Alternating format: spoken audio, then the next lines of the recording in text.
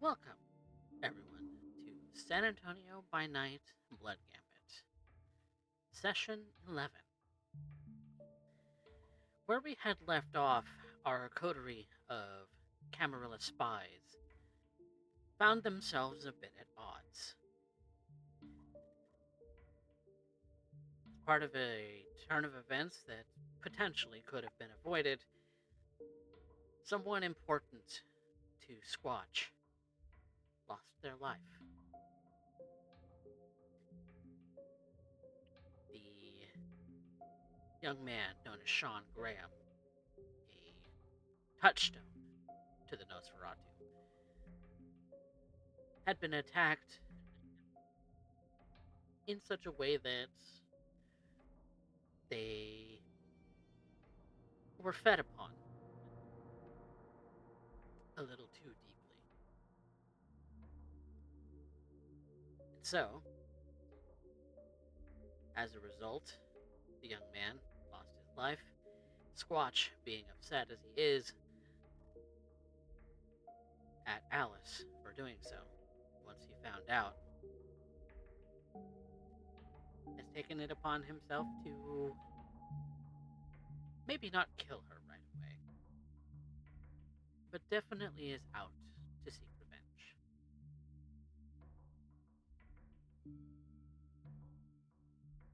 In the meantime, some conversations were had between the rest of the coterie, specifically Ambush and Jacob, at the end of the night, going over some of the other details going on around the city before everyone went their separate directions for day's leave. So, on this new night, I would like you all to make rouse checks.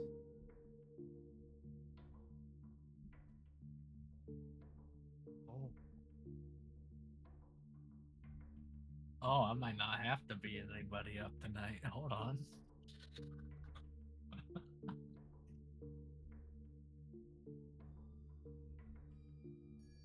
Dante, your rouse check? I'll do it again. It didn't go through. There it goes. Yep, it looks like Jacob is the only one hungrier for waking this evening. The rest of you are the same as you left it before. Typical Ventru.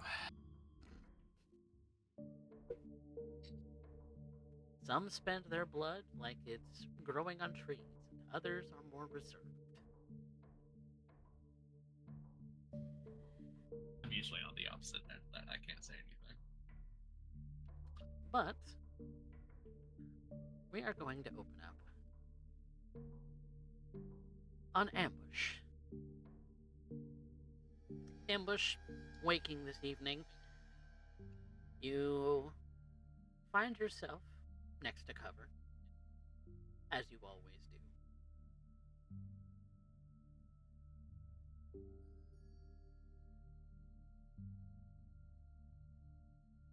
He exhales.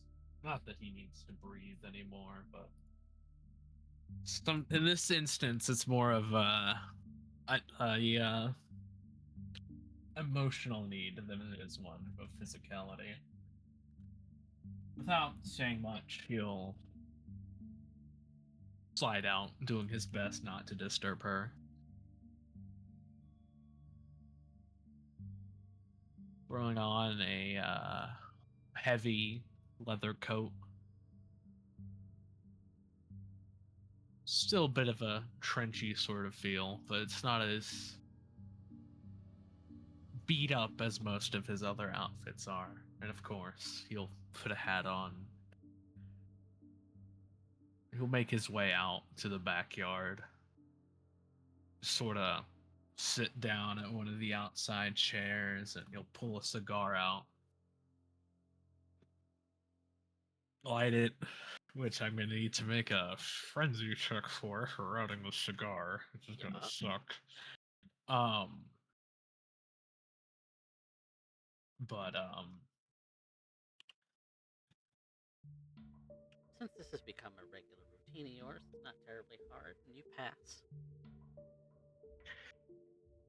It's still, if you had hair on the back of your neck, you would still stand on end out of fear as you flick the lighter and that flame is produced. You light the tobacco at the end of your cigar, and then when the flame itself is gone and all you have are the burning embers at the end of your cigar for the moment,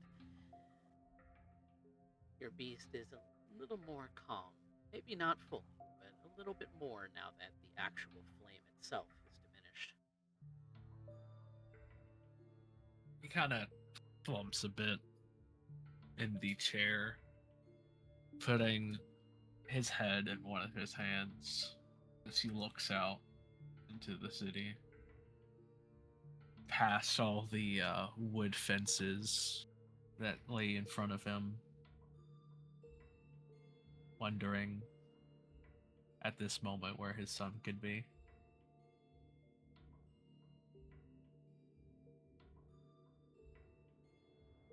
God.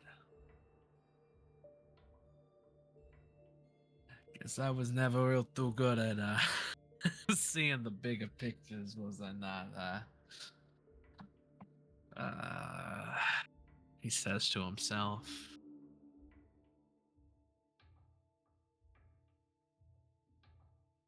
Knowing that being given that his size is as huge as he is, he probably did wake up cover and be stirring to get out of bed.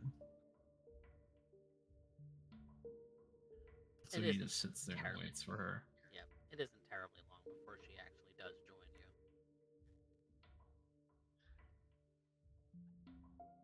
Thought you'd left. Nah, I sort of, I don't know, I think I need a little bit of a break from the whole, being dead shit. And no, they ain't no breaks. That sort of thing, when I just need a night to myself where I ain't gotta deal with nobody else's fucking bullshit but my own.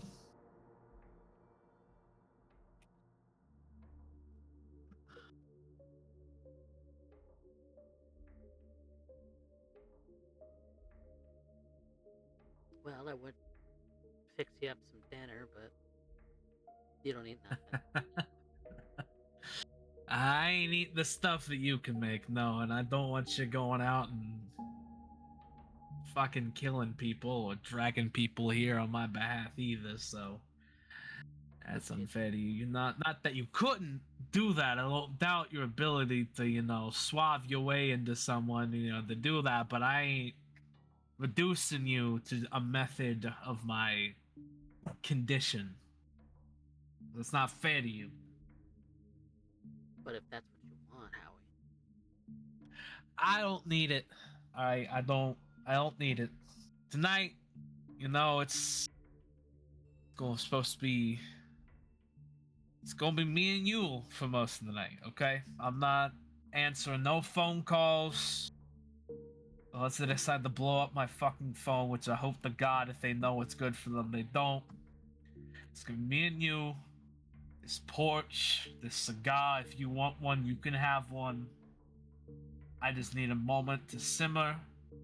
Need a moment to think.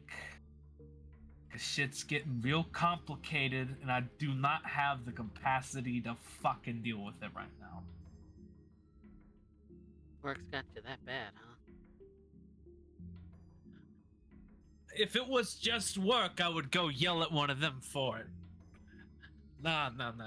The city has surprises, you see. It's wanting to throw all my past at me at the same time and think I'm just gonna sit here and be stalwart about it. I ain't some fucking wall. Is the reason I'm a hammer, not a shed. Because hammers get to swing. I don't stand. I swing. And this isn't a problem I can swing at. It's something that requires a little more thought and a little more feeling before I go out there and fucking make an ass of myself.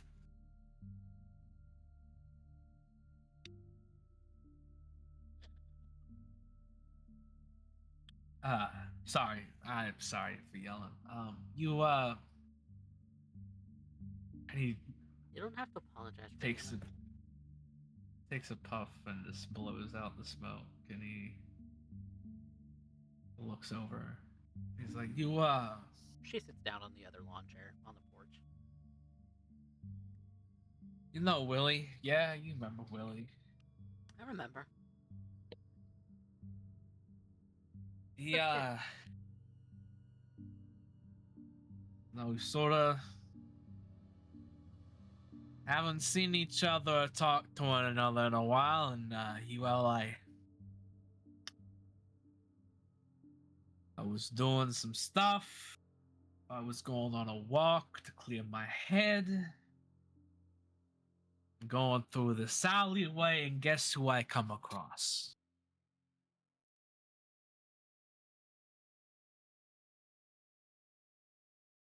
What, him? Yeah. No, my, the kid that I've, sort of been, lost track of, and, thought that maybe he'd gone off to college, or, he had, Last I heard done he was something in Dallas. What the hell is he doing here? with his life. You wouldn't believe it if I fucking told you. Is he here in the same kind of work that you are? He's fucking dead. Kind of. Same kind like you are?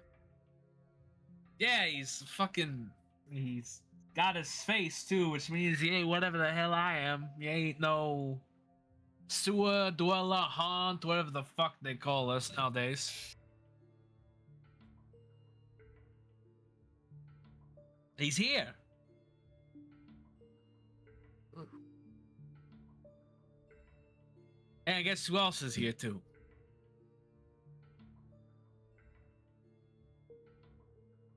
You got me? I don't know.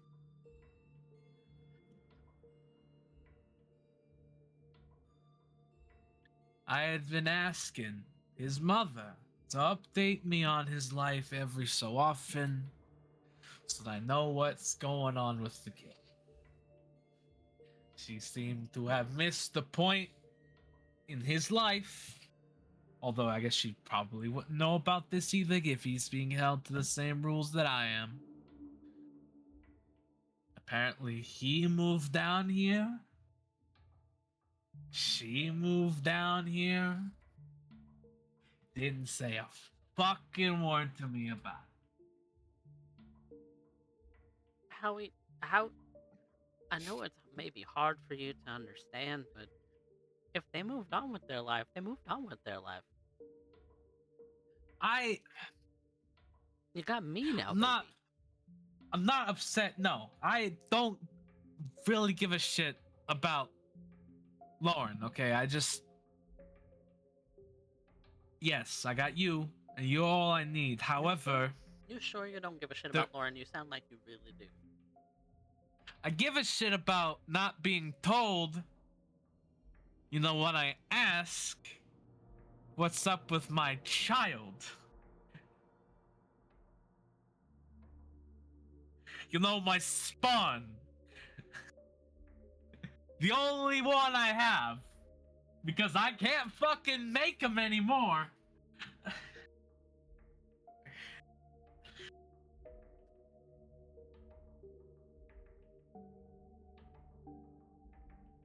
Well, did the Look, conversation maybe go well, or was it more of the same? No, that he'd been spewing? No, he fucking hates me, which I guess is understandable. He's all fucking chasing some other haunt through the city or something, which he fucking... good for him, I guess. He's got friends.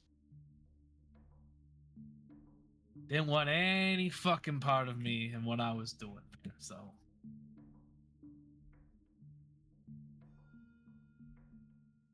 Well, based on what you've been telling me so far, that none of these people here are gonna like you. No. Because I'm... You fucking look at me. I don't expect anyone like you. See how fucking ugly I am now?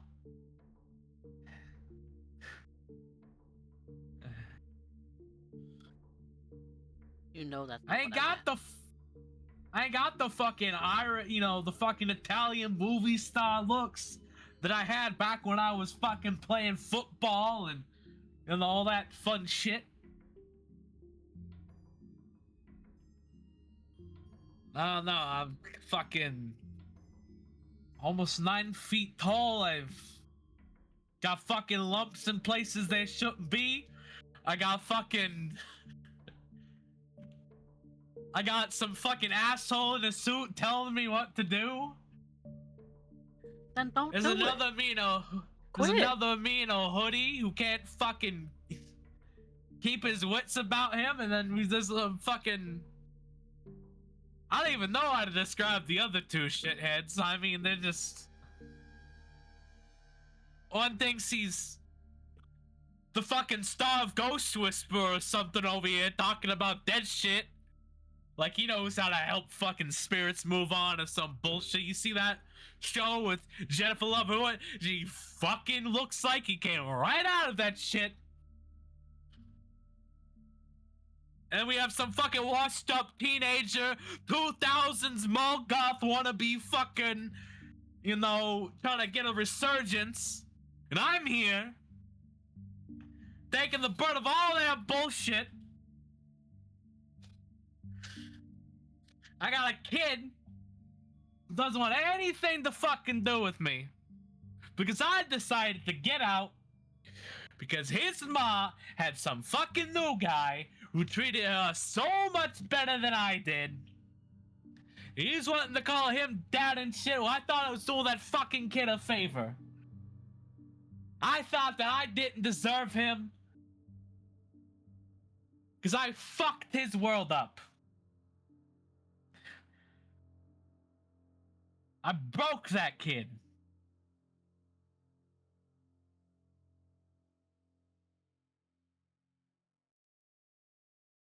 What are you gonna do about it?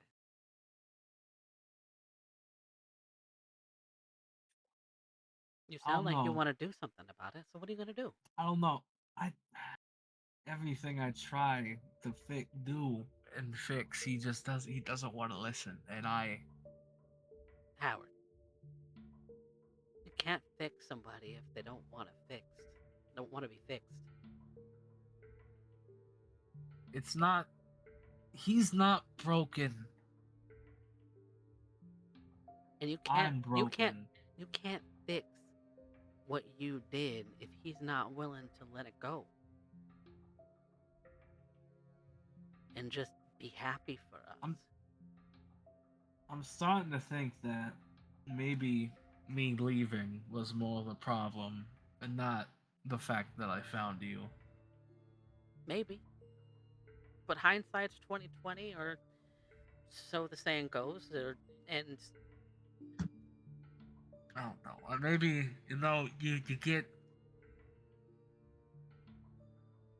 you get so caught up looking at the river because the river's beautiful. It's got all this water, it's all these rocks.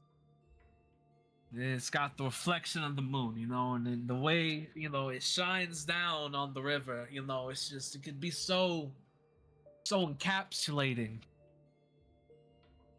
And I remember when I was a kid and we used to throw rocks. We used to skip rocks on the river, right? We used to skip rocks on the river. And sometimes you just want to throw a rock. You get so caught up in the ripples and the beauty of the river that you forget what happens when you throw stones.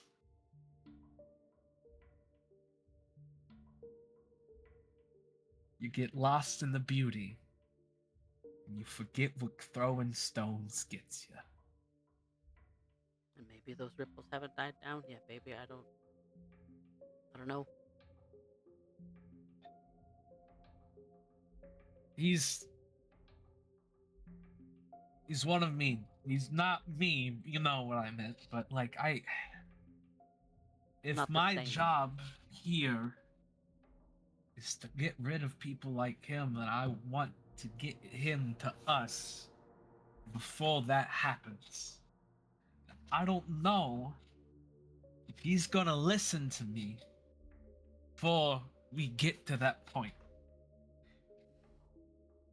Yeah. I put something into this world, and I don't know if I'm ready to take it out of it yet.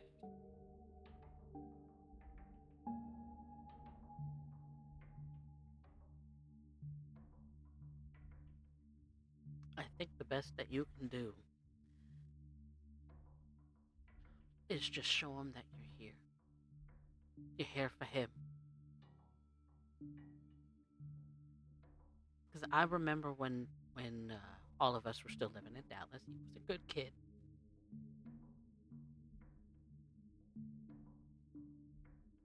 So, you just show up. Show up for him when he needs it. I'm not even sure how to get in contact with him. I mean, I could run into him again, but do I really want to go out in this city fucking looking for him? Like that? Like, do you know how that's gonna look? If that's the only way you're gonna find him, babe, that's the only way you're gonna find him.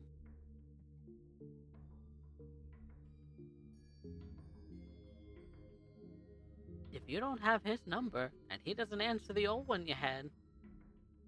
In fact, I don't remember him answering the phone for you for the last, what was it, 10 or so years or something? Believe it or not, it's around the time the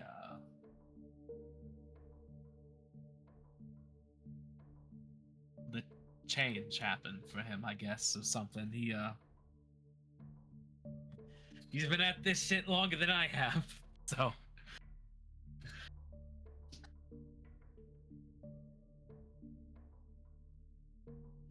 I remember you telling me when shit was going down in Dallas that, look, it's above my pay grade, and I don't feign to understand what it is that you do working here. But I'm here to support you in whatever it is that you're wanting to do.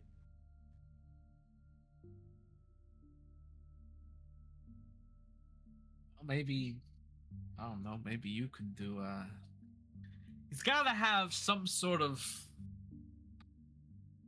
tie to this city. I mean, that's sort of what the job tells you to do. You gotta tie yourself to things, and so like you can separate this life from the next. And I mean, he's always been sort of an academic type. Maybe I should look for those. I mean, he's always been a smart kid.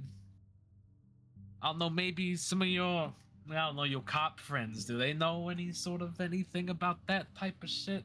Speaking of, you know, maybe I should take a break from pouring my heart out here, because I hate how I feel doing this, and my masculinity is just all sorts of destroyed right now. It's just us, baby. You don't have to worry about that.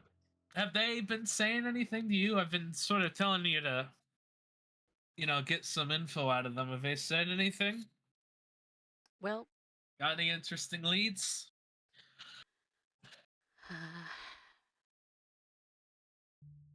I don't know. It just depends on what you're looking for. Because I mean, I can ask for anything interesting, but if I don't know what I'm going off of,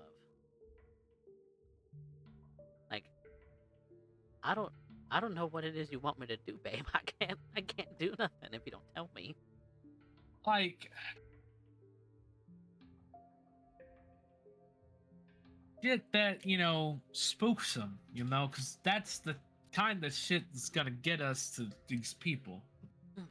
You know, shit that seems too perfect, or shit that just, you know, doesn't sit right with them. If I've learned anything from being this for as long as I have,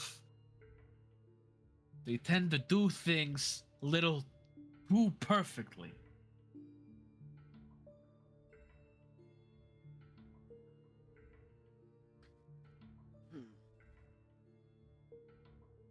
They cover every track, and it's like this fucking nothing.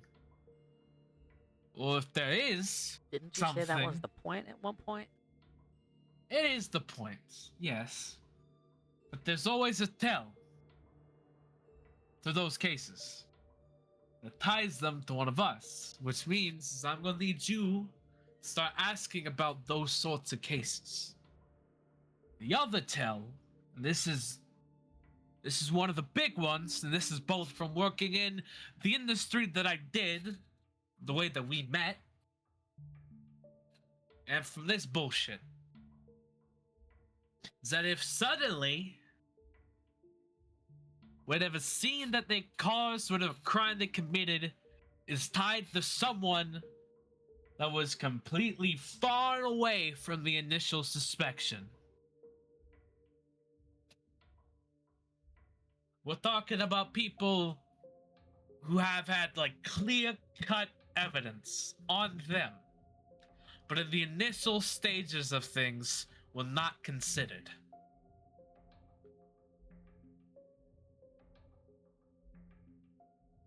So cases like that is gonna be what I'm gonna need you to start asking about, start smoozing your way through, because let's face it, you're a beautiful woman.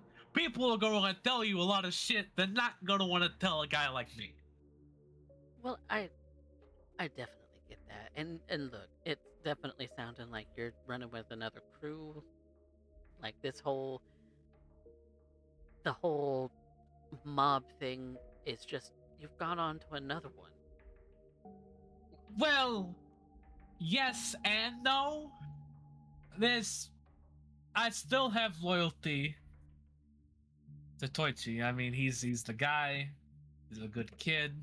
I'd say he's a kid, but he's like in his 20s now. They say he's moving up in the world. Yes. And I already know someone who might try to make that not happen, so I gotta keep an eye out for him. What do you mean?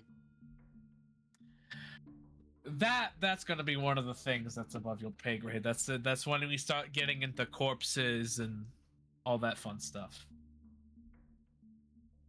Shouldn't he know?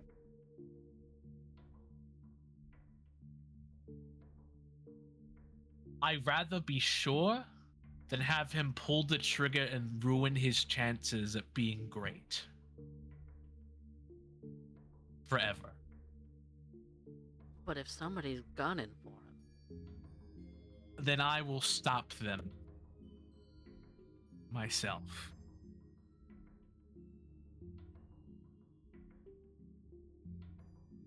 I don't know. I'm gonna trust your judgment on this one.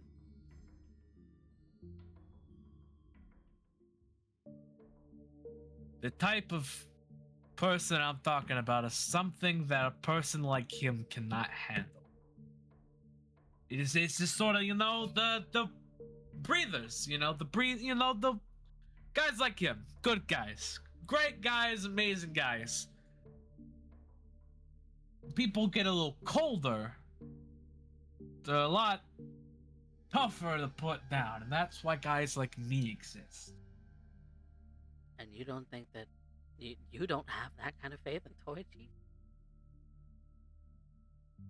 From what I've seen that this guy could do, took a guy's hand clean off. Babe, do you know how, with just a touch of his hand, do you know how powerful that kind of power is? We're talking like... Jeez. Yeah. So when I say let me do that. Let me take care of that. If it gets bad enough, I'll call Hacken. Well, Toichi's also got like massive amounts of backup too. Like, come on. This is also going to have to be something. There's also going to have to be something that if it needs to be handled, we need to handle it quietly. Hence why I would be calling the motherfucker that made me ugly, as much as I fucking hate him right now for making me ugly. He's not all bad. He's funny, but he likes to fucking jump around corners and scare the shit out of people, so he fucking irritates me.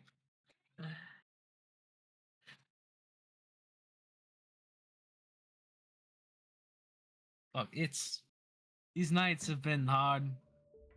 Probably on all of us. Sorry, this is just. She takes her hat off and starts just kind of running her fingers along your bald head. Thank you, baby. Thank you. Look, like I said, I don't claim to know from ass from tea kettle when it comes to any of this shit. But you need something, baby, and I've got you.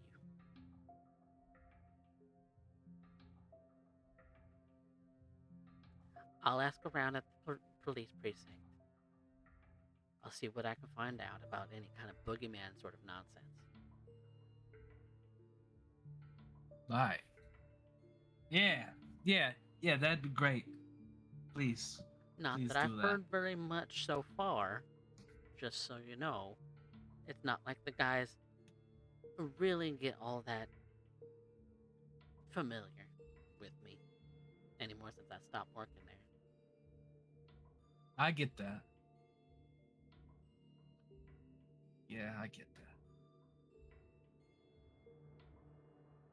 But who knows? We might go out for drinks or something. I don't know. You tend to put a little alcohol into people and they tend to get a little loose and lipped, yeah. You're the one who taught me that one.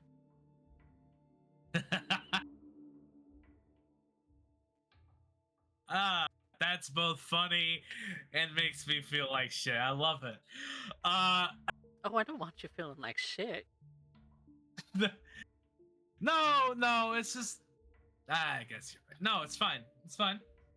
God, I didn't realize I did that a lot. God, that's been like my thing. I'm not gonna worry about that. I'm not gonna touch that with the 10-foot pole.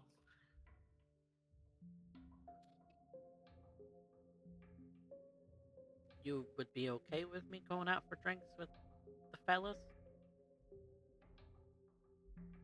It gets us what we need, yeah. I would. Okay. I trust you. And I trust you too. I need to stop throwing stones in the rivers. Especially when I don't know what the ripples will entail. Isn't that what you got a boss for?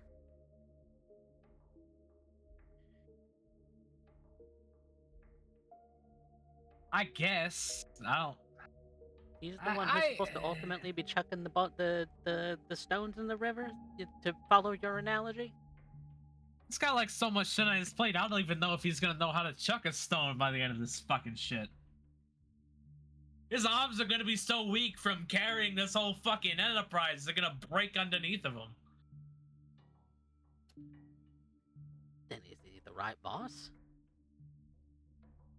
Yeah, because he's the fucking person carrying all this shit together. He's like Atlas. It's like... he's got like a stick up his ass. He's got a reason to have a stick up his ass. He's kind of bossy, but then again, it's his job to be bossy. It's in his nature as a king or whatever the fuck he is. He generally knows the smart place. I will give him that. Generally, he knows the smart place. However, one thing I've learned, being both in this business and the business back in Dallas, well, that kings tend to have foggy vision. Especially when they get angry. Has he had a reason to be angry lately? Yes, he has. Well, then it sounds to me like your job is to make him not angry. Oh my do a little God, bit of schmoozing yourself. Me, schmoozing. Yes, you're capable of it. Of what kind? At least the kind where you're schmoozing with what did you call them? Kings or haunts or I don't know, whatever else. You want me to talk to my kin to get him information so that he pulls the stick out of it. Okay, I think I understand what you mean. Yeah. Something like that. Take some of the weight off of his plate, baby. That way he's not juggling so much. I mean, I might actually have an idea too for that. Okay, hold on. You might be onto something here. Okay. I know how to cook See, this some is why pies. you're called cover, because you cover my ass when I get antsy for an ambush, right? This is why these systems are put in place. Exactly. And it's not like you don't have a nice ass still. Hey! Can't be you broke me on that one. Oh, fuck you.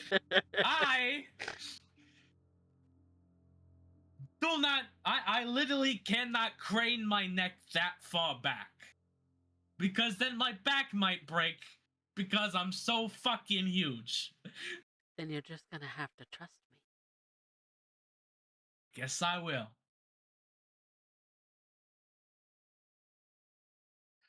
And Alright, I if guess you're I'm worried gonna go about out Lauren and and fucking... Wilson, then do something about that too. I don't give a shit about Lauren, really. It's the kid. It's the kid I care about. And again, it's my spawn. It's my seed. I planted that tree. You know? Mm. Don't want to cut it down. So yeah, alright. You know what? Let's do that. Let's go do some things. Let's go do my haunt thing. I'm gonna talk so much. And then I'm gonna stop talking, and then they're gonna forget I exist. Let's fucking do this. I'm going. Go, team, go. Well, good for you. I'm going to bed because I'm tired. Yeah, sorry about waking you up, honey. Yeah, like to sleep on the outside. You like me on the inside, and so it's kinda. I still won't get over the fact that you don't breathe at night or during the day when I come to bed. It's still a little. It's weird. We've been doing this for a while now, but it's still weird. Look, I'm not gonna make that joke because that's gonna make you feel real weird about this whole situation. I had a joke ready in the chamber to try to help quell your thing, but that's actually really terrible. Never mind.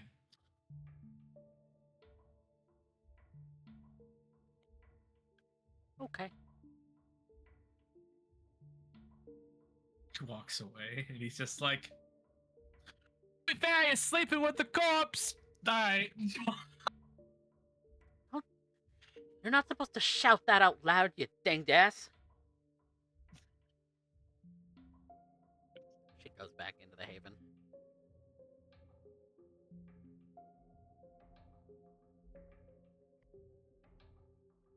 Ah, Jesus fucking Christ. Alright, enforcer stuff. I'ma go look for whoever I find first, Squatch or another one of my kin, and then I'll worry about the details later. Okay. Squatch or another nose. Pretty much is what this is. Okay. Well, you kind of know where to find Squatch in your own domain. That's fair. Where you find other Nosferatu, well, there's always just wandering the sewers all night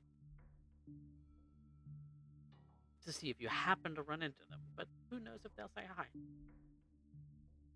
Yeah, they might just like walk by me like people in New York. Yeah, probably. It's very likely to happen. In fact, you probably wouldn't even know that they were there.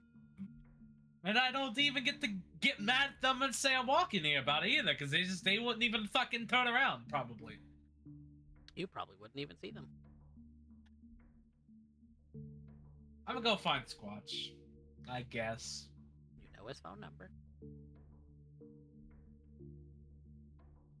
Ring, ring, ring, ring.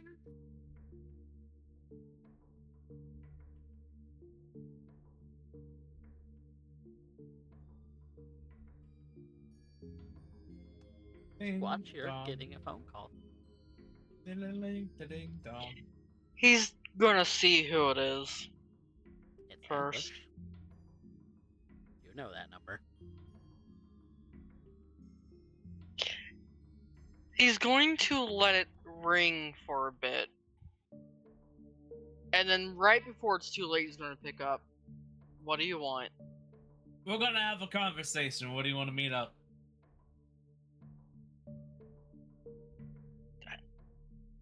Look, you pick, I'll just show up. Oh, let's meet at home. Why not? Great, because I'm already here. Click. I'm on my way. Hangs up. Fuck. Little shithead.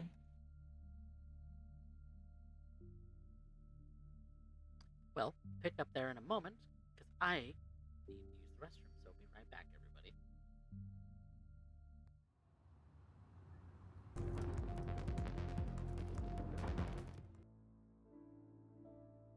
Back, everyone, to San Antonio by Night, Blood Gambit, episode 11. Squatch, you and Jacob had really just gotten through the pleasantries of your evening before your phone went off for a moment. You hanging on, trying to determine whether or not you wanted to answer for Ambush, but finally did. Ambush wants to have a conversation with you, so it seems that he is on his way to the Coterie Meeting House. And it's a good thing you're already here. So we pick up where you have just hung up the phone on Ambush.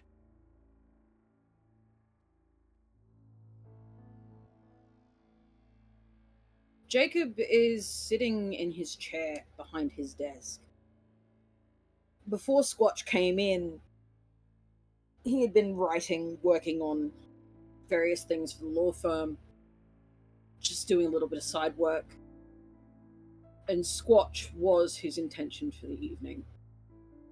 So the surprise when Squatch showed up was definitely there.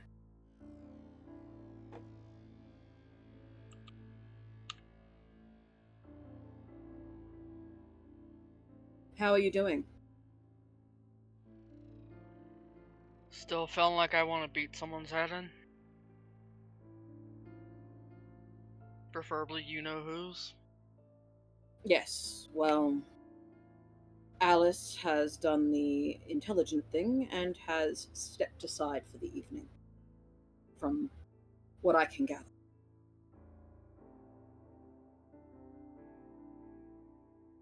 You do understand that what happened was entirely an accident, yes?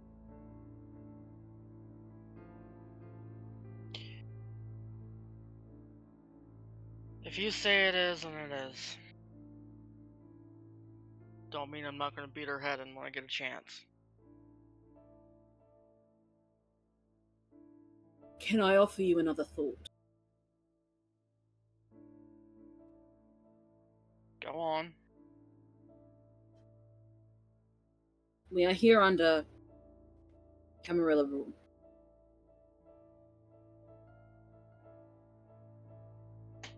You cannot be allowed to end the function of another kindred. I'm When we aware of have a this, vital mission. Mr. Levick. I have somewhere I'm going with this.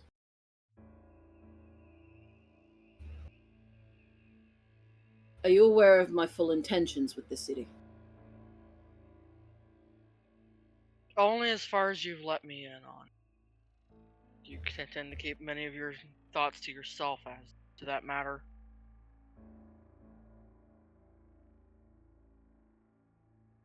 Eventually, my end goal is to declare praxis.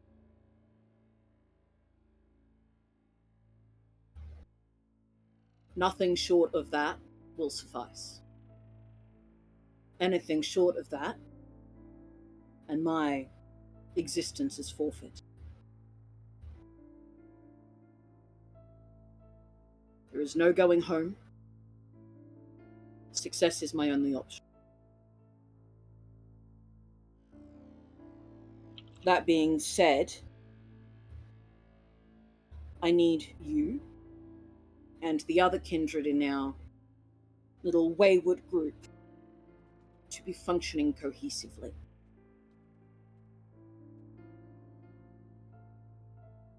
You are a kindred with a great deal of potential. Don't think I haven't seen it.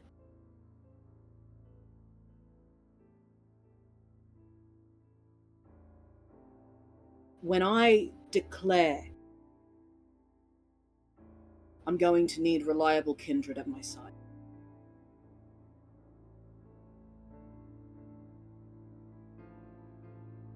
I'm going to need people to fill positions in the court of vital importance.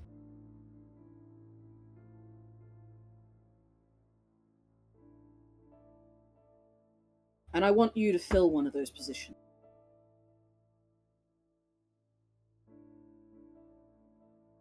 Oh, I'd be honored, Mr. Levick. With that Honestly, position I would. in mind,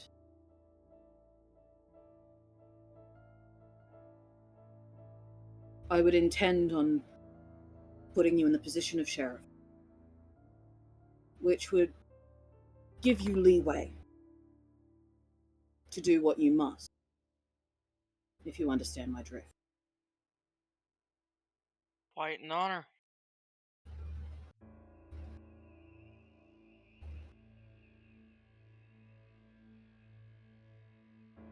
Let me make something clear to you, Mr. Levick.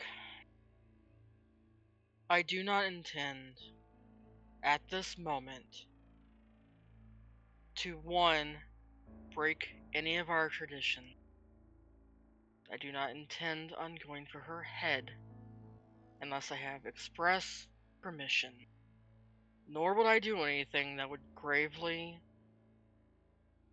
inhibit our mission or put it in any danger. All I ask at this point, you keep her away from me. I will certainly endeavor to do as such, where it is absolutely possible.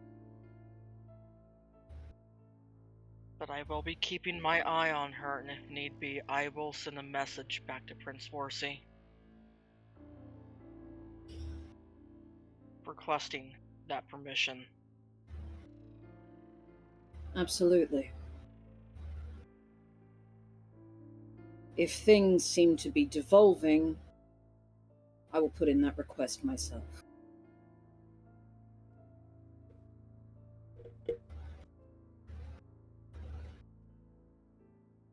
Along with a request for replacement, if need be.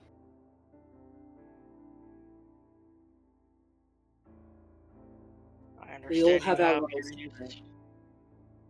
I understand you have your uses for just or any other time, any other city.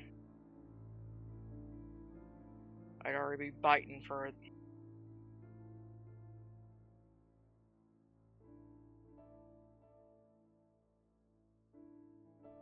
I'm glad you came to me, Squatch.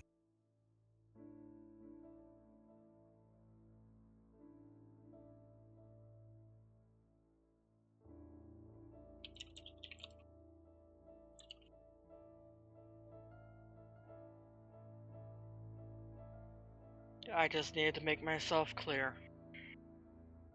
You're And the you only have. one I know. You're the only one I know that would understand it. Yes. It seems very much the case. It seems very much the case that I am the only one that is also intent on making sure that Alysse remains amongst us for now, too. Seems she, in her action, has managed to set a majority of our little group against her.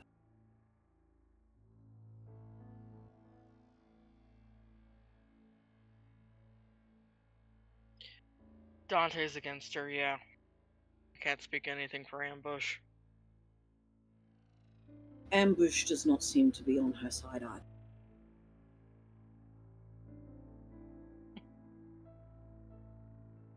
That being said, Ambush also does not seek to cause her harm.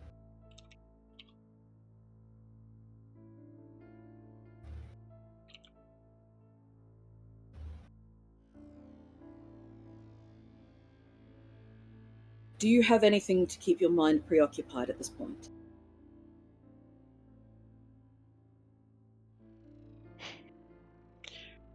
Aside from fucking with Alysse a little bit, minorly, not putting our mission in any danger in doing so, no, I don't. Then can I perhaps give you a job?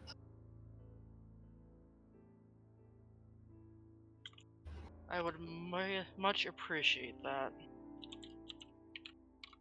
It seems Ambush and Dante have run afoul of another kindred, a Nosferatu. While they were digging their tunnels, it seems that they were discovered by a Nosferatu by the name of Dismal. Dismal left the encounter lacking an arm. ST, what would I know about that name? Well, let's see if you have heard any rumors. So, intelligence politics. And our I'm specialty. gonna route for this. I have no specialty in politics. Yet.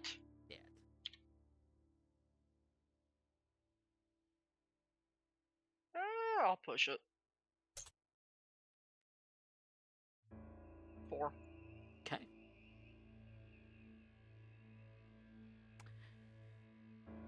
You've been here a couple of years now, about as long as Dante has at this point. You are very much the kind to just sit and wait for individuals to show up. You may have overheard a conversation or two about a thing or two. What you know about the Nosferatu population of the city is that the ones who surface at all are few in number.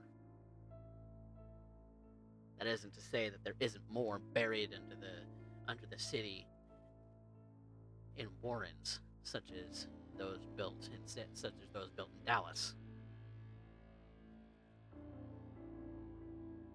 But Dismal seems to be one of the only Nosferatu in Jameson's domain that seems to surface at all.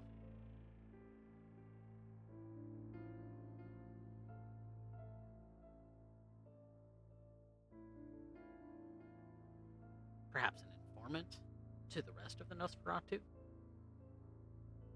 But as far as you know, there's very little to know.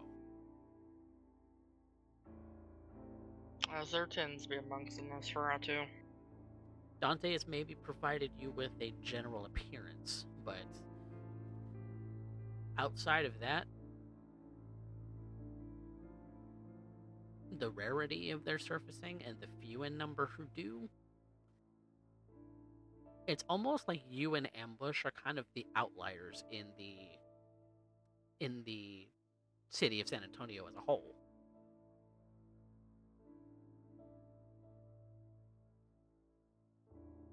That makes sense.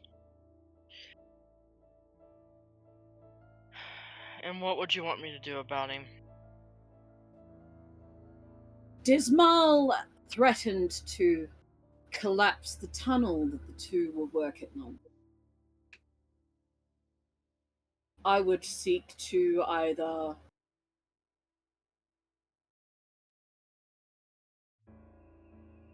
pull him on side somehow,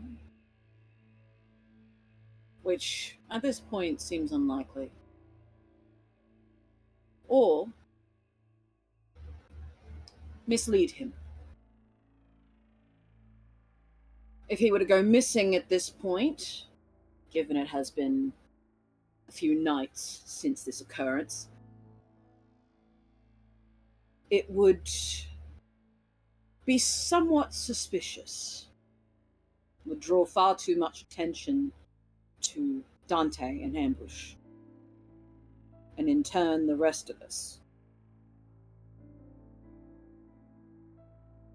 If you can find out what you can about him, or mislead him down another path, or something of such,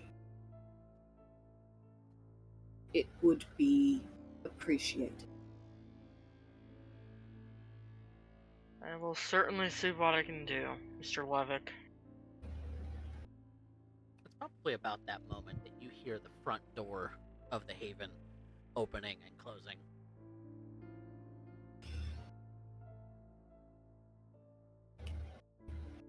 That sounds like it would likely be Ambush. Maybe some heavy footfalls give it away. Yeah, he said something about wanting to talk to me, so... Yes, I did catch that part of your conversation. If there is nothing else, I wish you a good evening, Squatch. You know what to do if you need me. And he'll get up and start heading out of the room to go meet Ambush, probably in the hallway. And yeah, his heavy footfalls give him away. Yep. In fact, he was just about to knock on the door of the room you guys are currently talking in until you open the door and he's like, oh.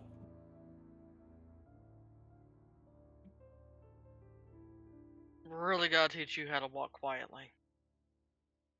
No, that's what the whole, not being visible thing is for.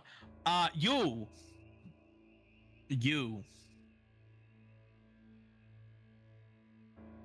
Me what, kid? How the fuck do I talk to our kind? Seems you have a mutual interest this evening.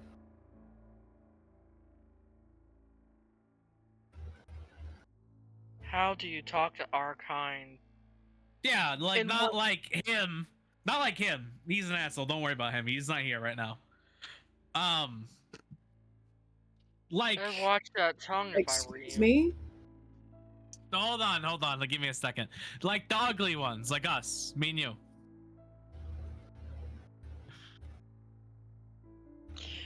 Mr. Levick, I'm gonna go beat some sense into him while I'm trying to teach him this. Please do. I'm sorry, did you just say you're gonna beat me? Please be very thorough about it. I intend on it. Come on, And with let's that, go. Jacob gives them a wave. Yep, goodbye. Have a good day or whatever, night, something.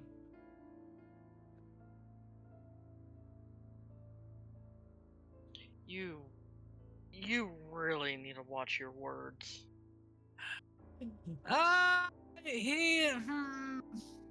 Maybe, probably. You're not wrong. But also, he tends to work better when he's pissed off. So, just light a little fire under his ass, he'll be fine. He's got enough motivation now to get him through the whole night. Yeah, if you piss him off too much, he's likely to miss something or screw up, and that's the last thing we need. So please, just All right. Watch how you Okay. address him. Okay. All right.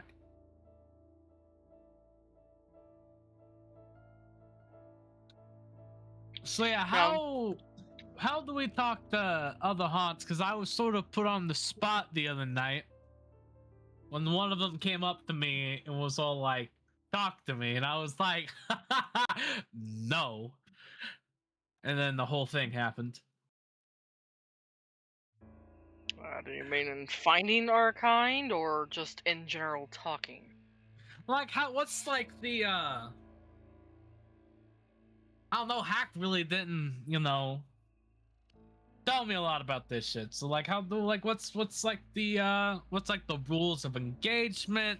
What are the like, apparently we're supposed to pass info to one another. Like what do we pass? What do we not pass? Like, what are we supposed to gauge from them? Like, that's that sort of deal. Well, now it depends on the information being traded. You don't want to give too much away, nor too little in payment. So, for example, my deal with Mr. Moore, even though he is not of our clan, Yeah. I'm supposed to be passing him information on you. Oh, Now yeah. Okay. Now I can't give enough information as to give away our mission here, now can I? No. I don't want to that give too little, that's not going to help him out. So, you gotta find the balancing act. Okay. I think I understand. So, like, don't tell them that we're sent here to kill people, but tell them that my favorite place to go on Wednesdays is this place, and you can find me here doing this sort of deal. Exactly. Stuff like that. Ah, okay. Okay. Now he's already aware of a small connection between you and this Isabella. Ah, okay. That's pretty easy to tell, as you and I don't go around hiding in the sewers too much. No, I don't like the sewers. They stink a lot. They're terrible. You gotta get around the city somehow. Obviously, ain't gonna cover it all the time. That could be something you want to tell him. That would be interesting. Who doesn't like the sewers? Look at that. Boom, there you go. I think that one might be a little bit obvious too. After all, he knows you hang around Mr. Levick, which obvious enough considering you went with Mr. Levick to meet with him the other day. Yeah, I don't really like Moore either. He's like, he pisses his pants every time I come into a room, but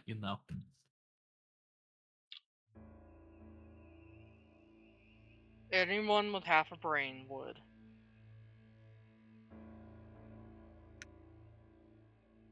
I've met some people, not a lot of brains. Okay. Noted. He's just shaking his head. But yeah, like, the part of this, we're probably gonna have to start blending. I can only hang out at, Isabella's so long. I maybe got some other sort of plan in the works, so we'll figure that out when it goes. But like, we could get some information, out there, and I'm still on board with the fact that maybe we pit, the leadership against each other. We start, we make the Cold War a little warm. We turn up the water heater a little bit, make it bubble. And then we just see what happens, So maybe we need to start looking for information that's juicy enough to make them kill each other for us. Ambush, what do you think I've been doing here the last couple of years? Getting mad at Alice.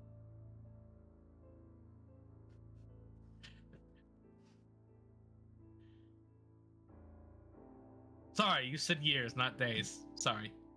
I don't know. I wasn't told. I wasn't made aware. You're doing your whole reconnaissance thing. And what does reconnaissance involve? Getting information, but I mean, apparently you don't have a lot. So let's go get some. You want me to teach you how to spy? I mean, I can already spy. Okay, I got the thing that you got that lets you disappear. I also can disappear if I sit still enough for a long period of time. I just also have the advantage that when I swing out of said state, it's gonna hurt. I'm looking The on how to question talk to isn't- people, not how to fucking... Do you want me to take you into Warrens? Is The that fuck what is you're that? asking me? What the fuck's the...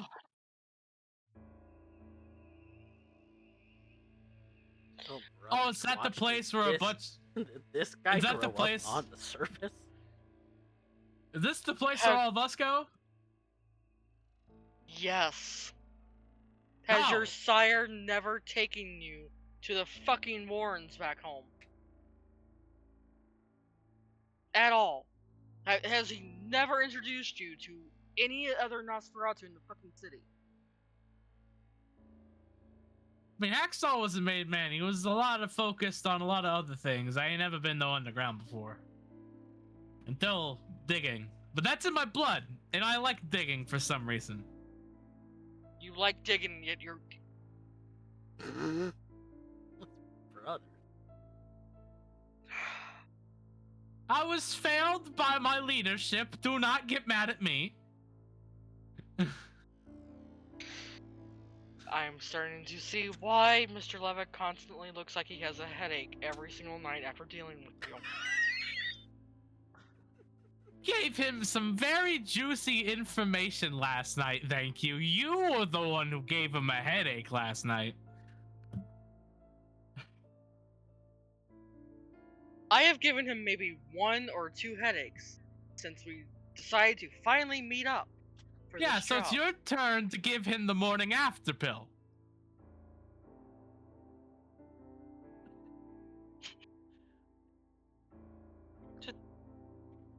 I'm going to duct tape your mouth shut, and I'm going to take you to Okay. the Warren. Let's do that. We are going to introduce you to some other Nosferatu. Okay, let's go to the Warrens. I'll let you do the talking. I'll look big and scary. So apparently, I've got to step in where your sire has failed. Hacksaw was a piece of shit. He liked scaring people and carried a hacksaw everywhere. Probably why his name was Hacksaw. I'm still going to teach you how to be silent.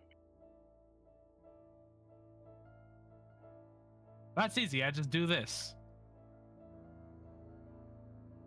I disappear. Oh look, he does learn.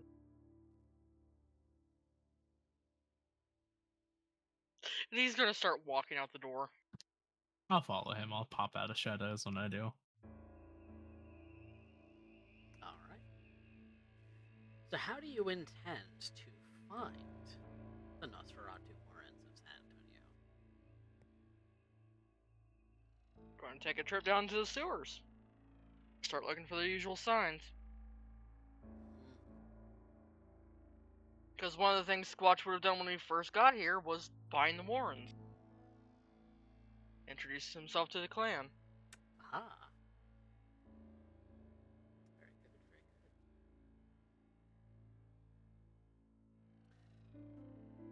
good. I think we'll come back to that in a moment. But let's drop in on Dante for a moment. Dante, you woke up, had your usual thing going on, but later on in the evening you get a text message. If possible, ST, would I be able to go top off? Yes, absolutely. That could be your start of the evening. Probably go in, check in, work, do a little bit of work, and maybe get a sip. Yep. Go ahead and make your hunting roll.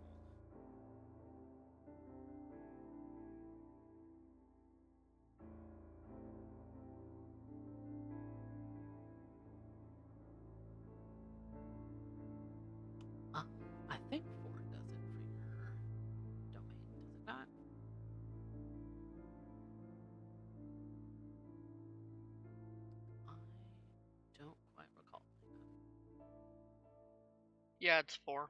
It's 4. Okay. Then you have an available corpse to be able to sip from. I will partake. Okay. How much blood are you Not- taking? Just one dot. Just 1. Okay. Since it's the start of the evening, and this particular body has been on ice for a little while, you're not going to get any resonance from it. So That is fine. that's that. Given how I have to feed, I try to keep on top of things. Mhm. Because you can only get so much. And it's not always the best quality, so. Exactly. Would you have received a text message with just an address from a number you don't know?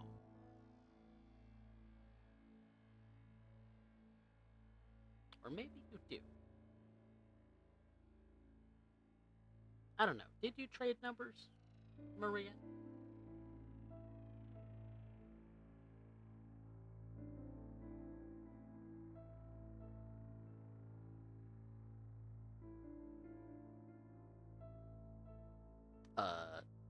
Derek? Derek? Sorry. Did you and Dante trade numbers at the event at the zombie? I believe it would have ended fairly amicably, yeah, by the end, if not for the sternness of the conversation. So it's likely, and if not, Maria's not hard to find. In fact, she seems to make a point to it that that is the case.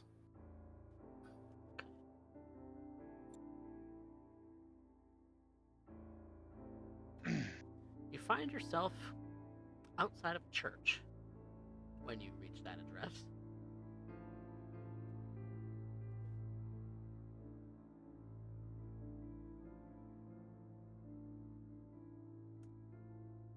Dante will actually be wearing the cross that he was given, too.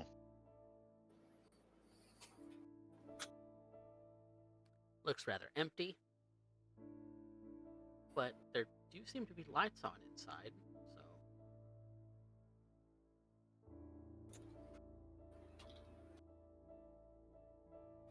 it's Dante's just going to take a second and mentally prepare himself for what he's about to have to. Not really mustering up courage, but just pushing down all the thoughts and feelings that it brings up into him when he has to go on hallowed ground. Mm.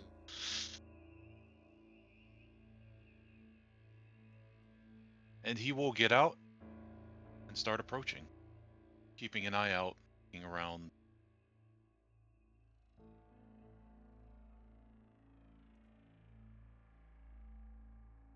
You start the approach. Again, the lights are on. It's a rather small church, kind of in the midst of a sort of wooded area. A little off the beaten path. There's no cars packed out front. The exterior windows kind of gleaming with the stained glass having the interior lights being poured out through it.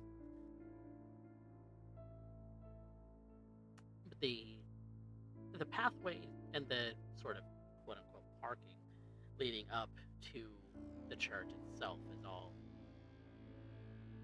not lit. The door is kind of hanging wide open, and what you see in front of the door is the girl, Nicole, I think her name was. You think her name was. Just kind of standing there in the doorway. It's silhouetted.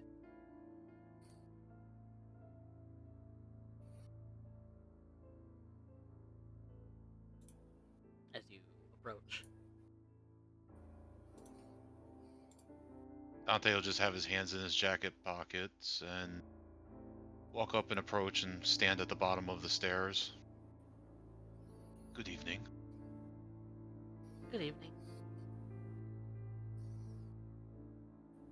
And when you look at her, her black hair is kind of flowing in front of her, and she's wearing this sort of white, almost robe.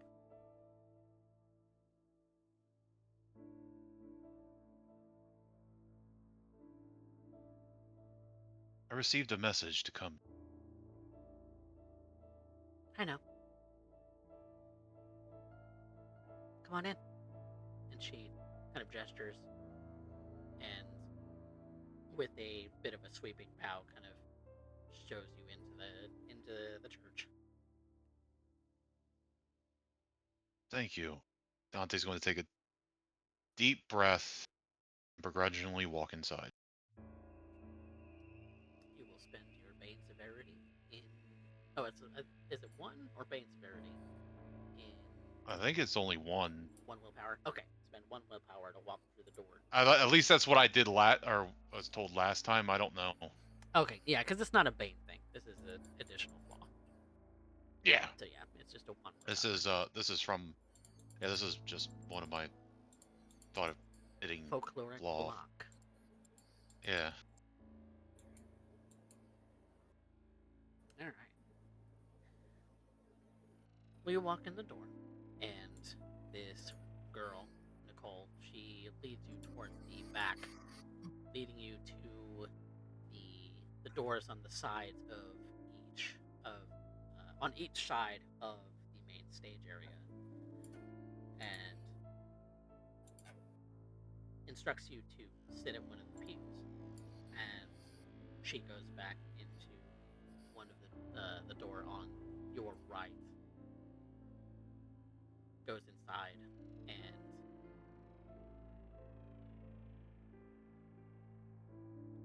not long later, the person that... While I'm alone, can I pop Eyes of Oblivion and have a look around?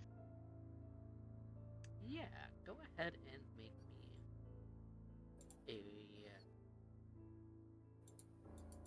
a... Is that a roll on its own? Or is there another roll that you pair with that? I have it written down that I can see at night and see the supernatural. Okay. I can pull it up real quick if like. Yeah, because I think normally there's not a roll, but in this particular room,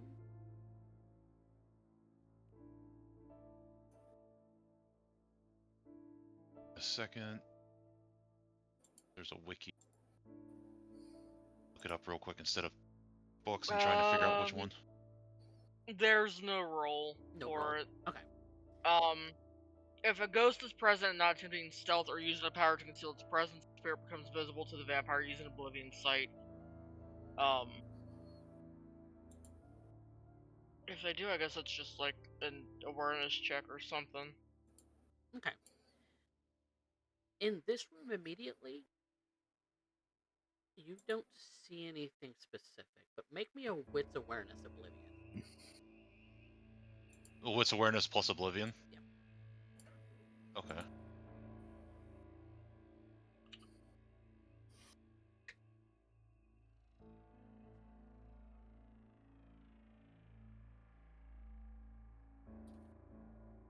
I'm gonna willpower that. Okay. Because I'm in an unknown area and I'm being careful, like I said. Oh, just 3. Okay.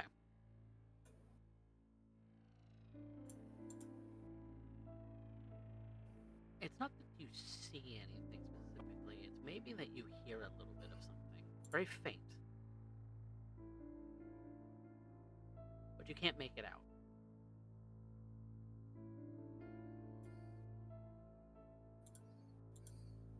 It's like that sound just tickles the back of your ear and you're not sure where it's coming from or really what might have made it. Kind of like early onset tinnitus. It's just like there and then gone. A little bit. Okay. I'll turn my Oblivion sight back off and sit and wait. not too much longer, the person that you expect to meet at this particular church greets you as she comes out of the door that Nicole had went into.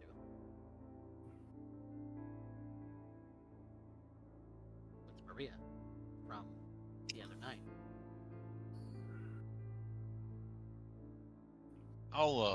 As she enters the room, I'll stand up and cross my hands, like, basically like grabbing one of my own wrists, and like, just kind of stand there, relaxed.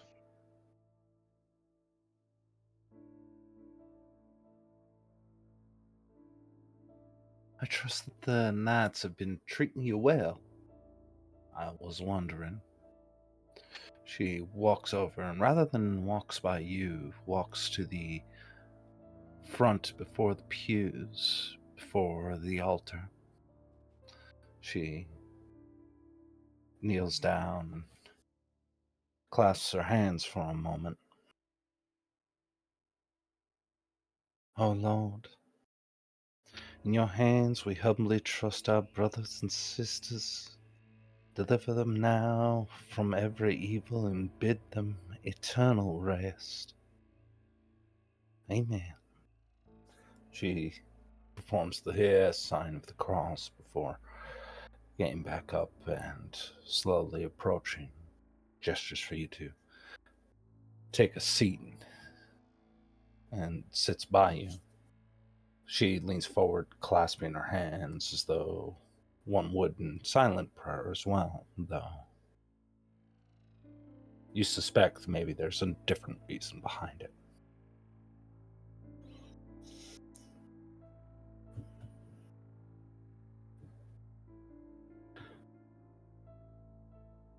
What is that you're the individual who is a specialist in the nature of the things long since potted.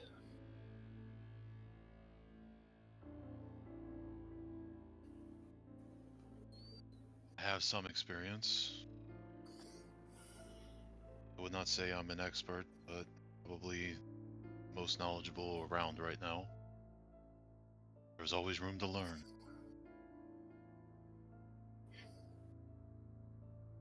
Ain't that funny?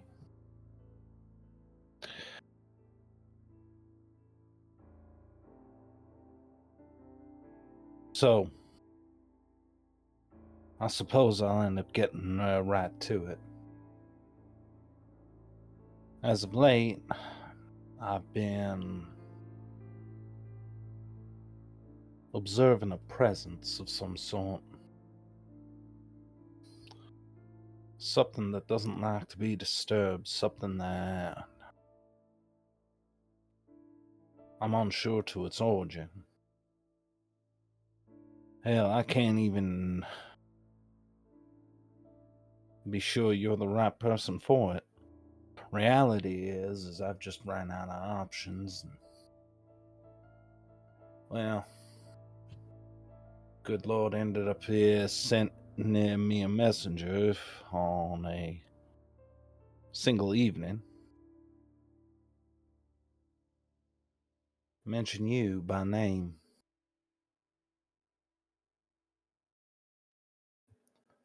If it wasn't for the situation, I'd probably end up leaving it be.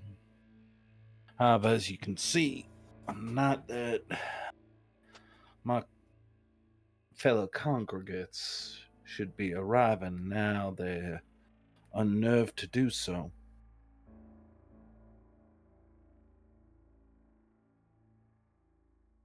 I can talk people out of a lot of things.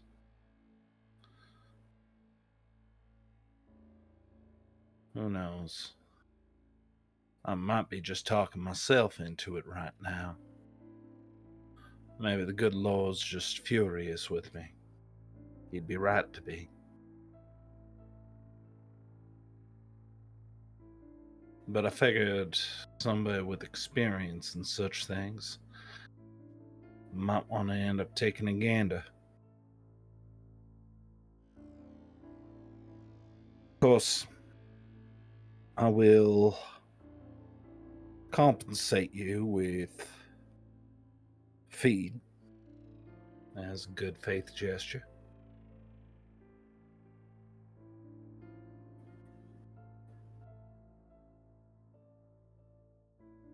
I can look around. Most spirits can be easily removed depending on what they are bound to. The hardest things are when they are bound to a place.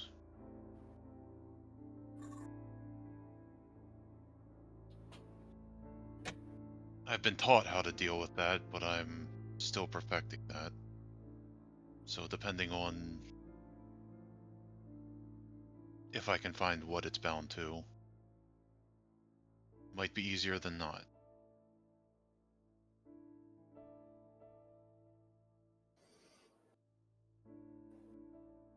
Where is it that you normally feel this presence?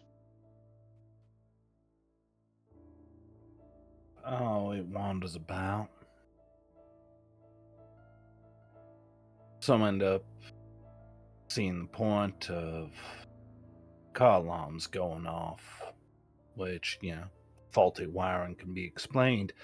What can't be explained is when everybody leaves en masse and a car is put up on its end, balancing on nothing more than its bumper. This is a particularly powerful spirit. Most that I've seen in this town are remnants from battles long past. Barely a memory. Don't happen Still have too often, but it's definitely gotten my attention. Not much into it, the details of it. Hell, I end up having a few end up saying poltergeist. I don't know. Outside of my wheelhouse. I end up making it a point to not end up interfering with the spirits of the dead. Just feels like I'm stepping into territory I really shouldn't be. Maybe it's just a little too familiar for me. You're right to feel that way. When you deal with that territory, sometimes you lose parts of yourself. Yeah. What you lose? If you don't mind me asking. I wouldn't know yet. I haven't noticed anything. But then again, I'm not exactly normal. I'm hardly the one to end up talking about the concept of normal. But Lord made you with a purpose. Events have brought us together. Perhaps it's a test of sorts, or maybe it's simply trying to bring two kindred spirits together. Hell, maybe he's just trying to get you to know him a little bit better. Either way, all I can do is trust that you gonna end up solving this little problem for me. Is there anywhere that is off limits that I should not look?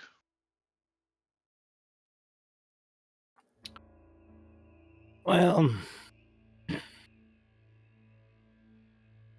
if I had a functioning relationship with the good Lord, Lord knows he's probably going to end up making you poke your nose in a place I wouldn't want to either.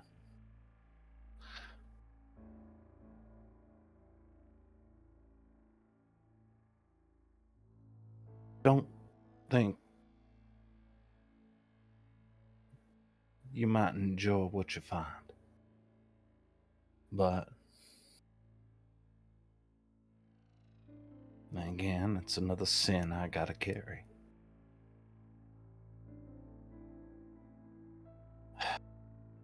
Just tell me what you need, and I'll be obliging.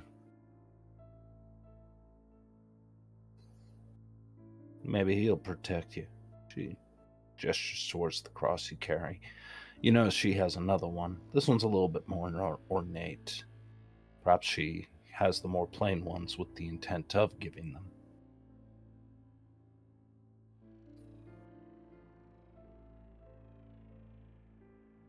You gave me a lot to think about the last time we talked. I'm beginning to understand what my parents tried to instill in me. It's an interesting thought.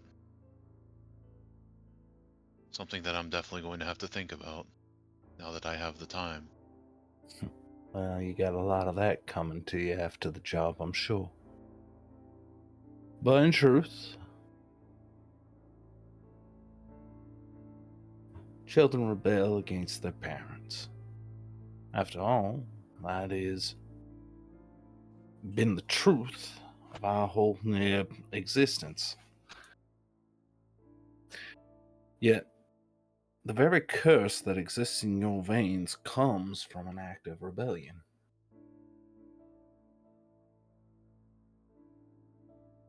The story of Cain and Abel. His curse runs in our veins.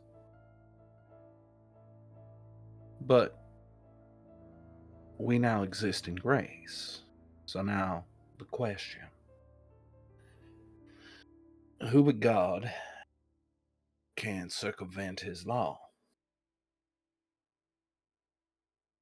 If we now exist in grace, if you were created with grace and you know him, you have been given an opportunity to choose.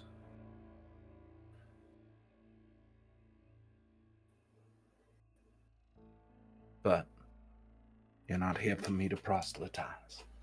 You're here to do a job. And as I can end up assuring you, I am more than understanding of the lack of patience for evangelicals. So I'll try Definitely. and keep it reserved. Definitely a conversation for another time. He's going to turn and no wait, she's not in the room. I will say that my appearance will look more frightening than usual, should you need to warn your friend. I do not wish to make her uncomfortable.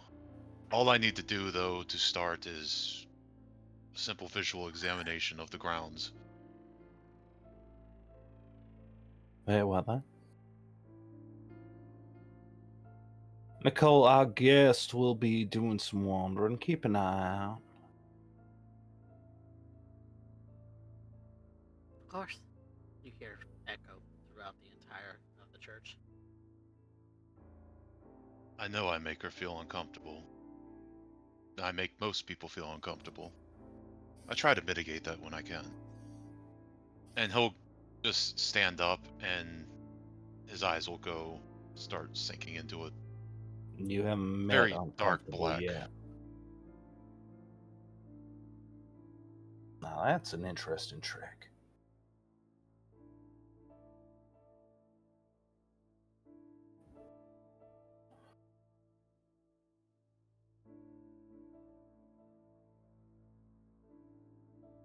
Shall we? And he'll offer a hand to help her stand. Rare to find a gentleman. She takes your hand, helps pull herself up. Please show me around, especially the areas where you've noticed disturbances. Well, gonna presume that you already looked over the lot before entering. Only prudent. So I guess interior. And you don't see anything here among the pews, so I think it's best that we end up taking a moment to end up seeing what the good father's been up to. This way. She starts to take him to the father's office, the priest who looks after the grounds typically when everything is open and keeps the place nice and snug during the day.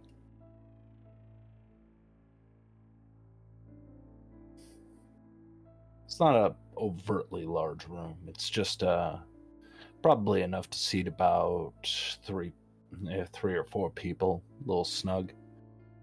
Office, room for a laptop, which might have been taken home at this point. Quite a few books, theology, Bibles, various translations. Nothing untoward. You can end up seeing copies of what you could probably presume are old sermons he used to work on. Maybe the father recycles them from time to time, pulls out an oldie but a goodie after a few years and just starts making manuscripts out of them. Filing cabinets filled with the various legal documents and paperwork that a church needs to end up maintaining. Various bits on shelves to end up,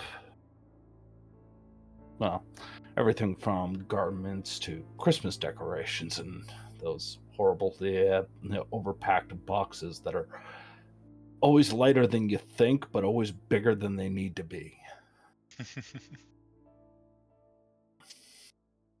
I will go about looking about the room, see if I see the aura of any fetters or any spirits.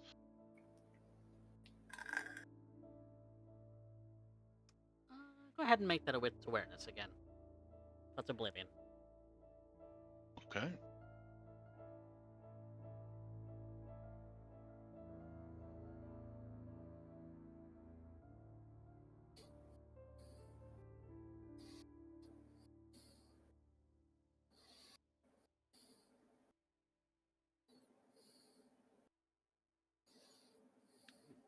Five dice this time. You satisfied with it?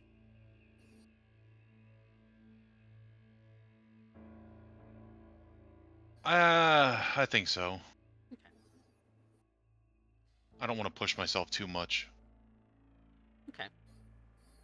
You allow yourself to kind of wander the room a little bit, kind of taking in everything that she's described, from the books to the decorations to the paperwork to just about everything in the room, kind of going through it like a fine-tooth comb.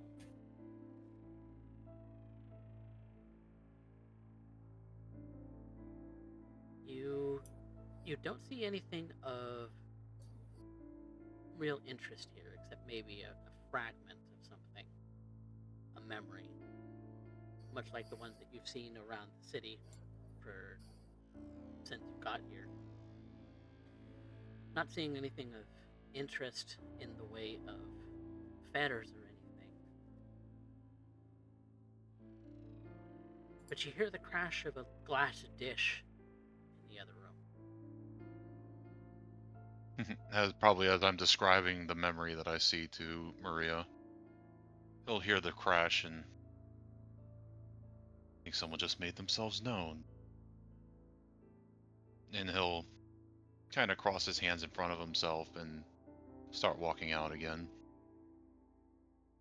And follow the sound of follow to the where he finds wherever it was broken. Make your way into sort of a kitchen area. It's a very small, sort of, really just kind of a stove, a fridge, and a microwave, really. You see that the cabinet door above the microwave has been opened, and that one of the glass plates, rather ordinary in appearance, one of the glass plates has somehow leapt itself from the residual sort of spiritual energy that you see. It leapt out of the cabinet door and onto the floor.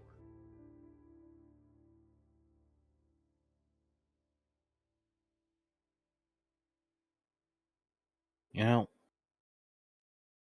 would I have never come into this existence, I might start getting nervous at about this time.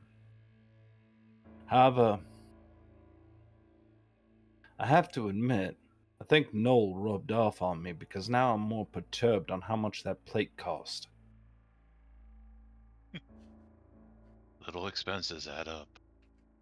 Dante's going to walk over and, like, running his hand along the cabinet, kind of opening and looking inside each one. Just kind of looking around the kitchen.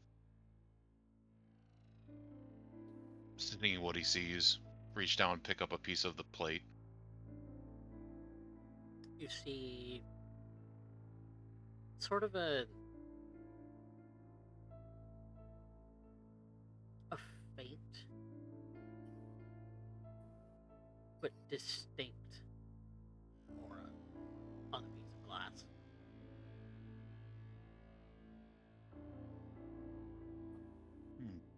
Looks like a fingerprint.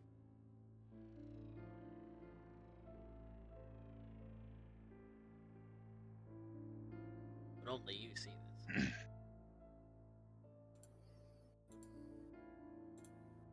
Definitely leaving traces. It's close. And he's going to look around. And just start wandering. Oh, sorry.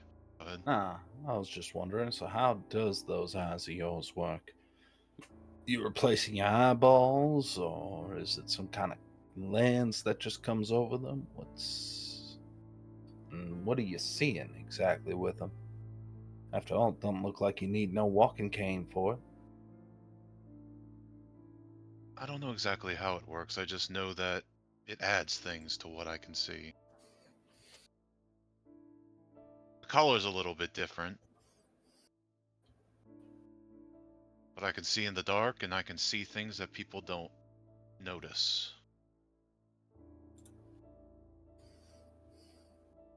Spiritual wise. Master described it as seeing what's beyond the veil. Beyond the barrier that most people can't see. I pity you.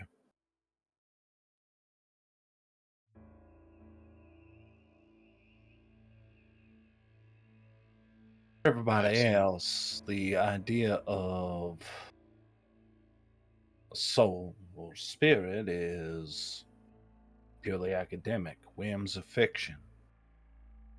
Even those who might be on the inside have never actually seen it. Or maybe have stooped to paranoia. That's certainly what I'm starting to think. Hell, maybe you're just some kind of shuckster at this point. Point being, if you say what you say is true, and you see it, you know it exists. Well, now you're caught between a world of faith and knowing. And those are very different things. The curse of knowing you have a soul, knowing you're putting it on, suddenly means you're taking a lot less on faith. Which, I'm sure if you're a secular person, that probably ends up offering a bit of a comfort. But if you are saved through faith,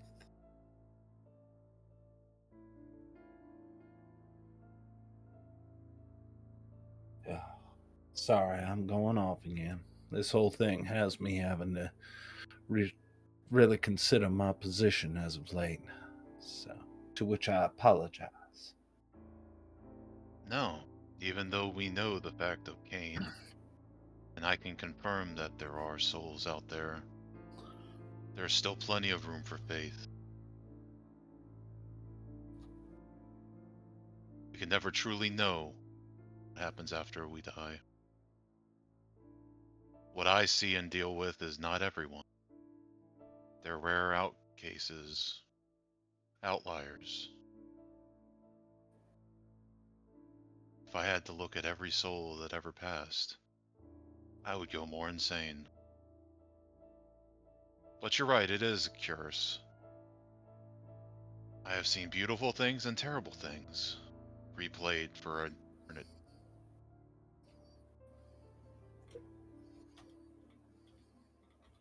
That's a burden that I have to bear.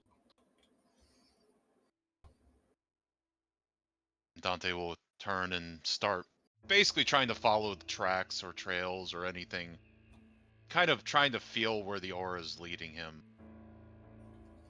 See if he can pick up any other traces. There's maybe a trace on the floor that looks almost like a footstep leading away from the broken plate. Kind of disappears into more of a scent. Almost like a scent that you would follow. Leading you around the rest of the hallways.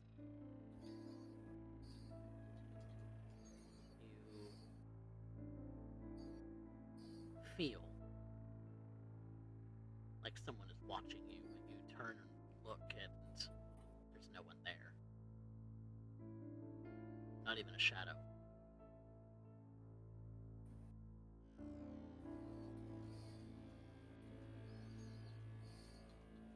Maria, the only place he hasn't looked is the basement.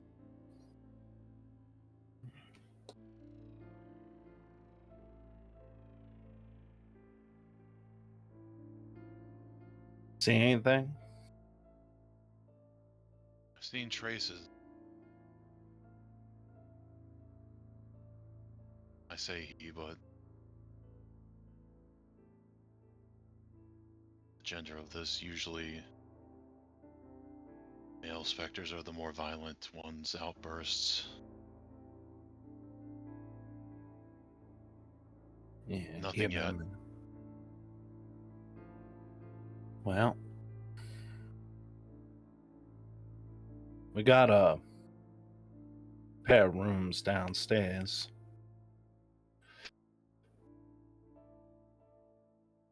Most people don't go down there, but yeah, out here, not many people end up looking for a basement, but useful around out here. She Not a normal thing to find in Texas or in the Northeastern. She moves the table up front in the kitchen, that tiny little corner table, and pulls the rug out from it, and you can see a small latch door. You know, those tiny little floor doors, and opens it up to reveal a dark staircase. Looks like it's made of old wood. Not really cared for, but it's very clear that it's not like it's been left to dust. It's evidence of people coming and going. And as she takes you down, it's relatively small at first, the first of the rooms. Though maybe you don't see a second door down here or anything of the such. You can see it from more paperwork to some scraps of wood and pipe, probably from old repairs, leftover pieces, maybe some tools that look like they're either really old or bought from a secondhand shop, a crude woodworking bench with a vise on it, with cans of paint put on the back, storage rack in the back with a bunch of maybe here stuff you put out, more of the statues you put up for around Christmas time, and a whole bunch of odds and ends. Still one more room to go. I'll descend into this room and take a slow walk and look around. Dante, you almost seem to get chills.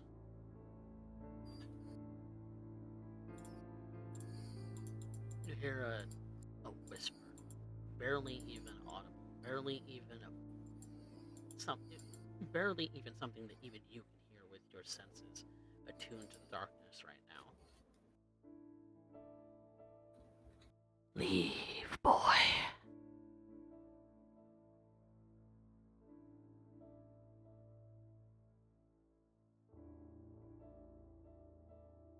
This one doesn't want me here.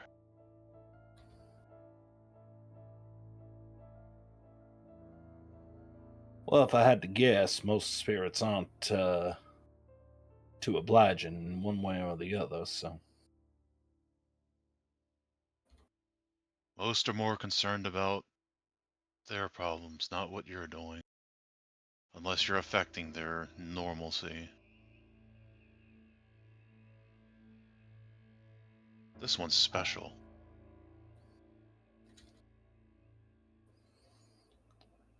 Special how?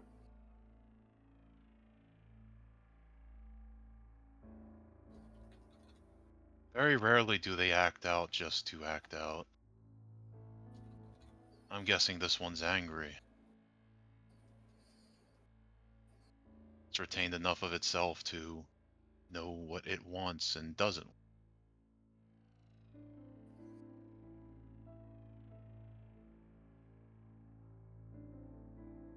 The weakest spirits that I see think memories or fragments stuck in a loop of they died, particularly charged with emotion.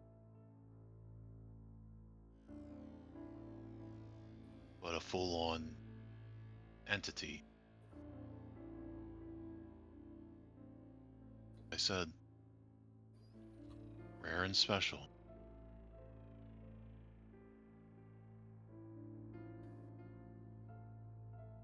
And he'll just be walking around, probably like examining things. And if he doesn't see anything else, he'll look at the last door. And like I said, you don't see a last door. Oh, sorry. No, it's okay. Like that was purposely made weird at first. She moves towards the shelving and reaches behind it for a bit. Like she's fiddling with something just out of your line of sight. Some of the items on that shelf seem to shake.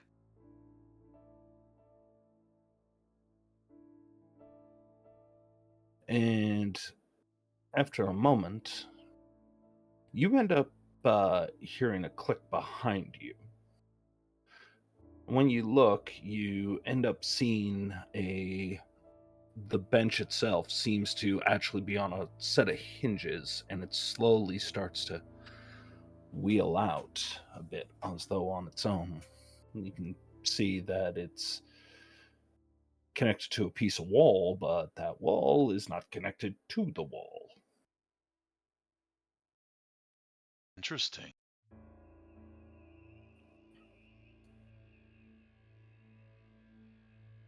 Unlike letting people know how to open it, if you'll pardon.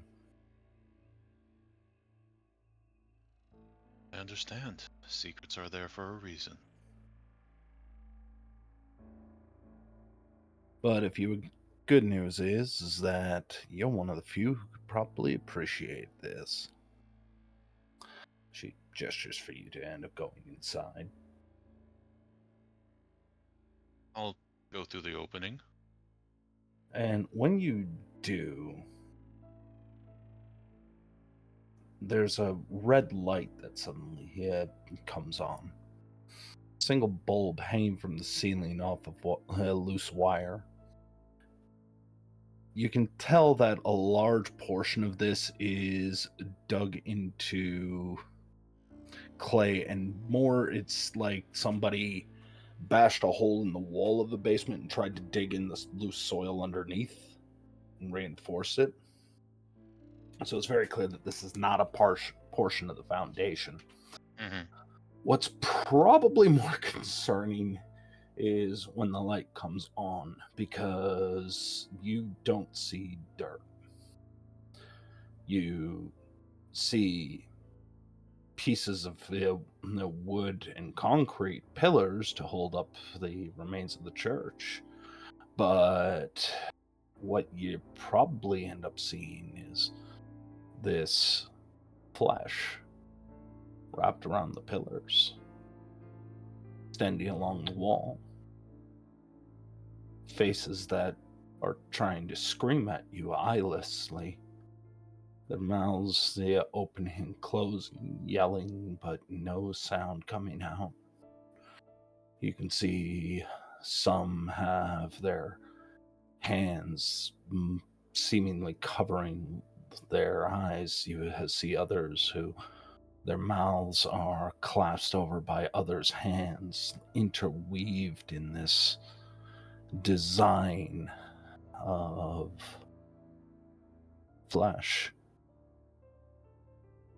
It's hard to tell on how many people would have been down or are down here, but one thing is for sure.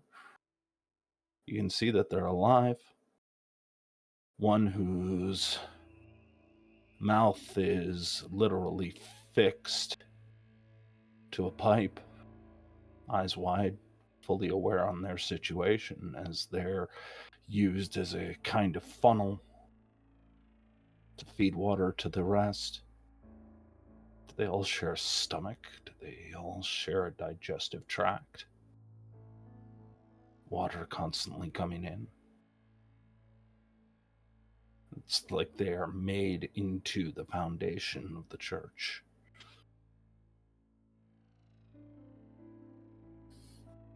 Dante's just going to look at this. And he's going to tilt his head and...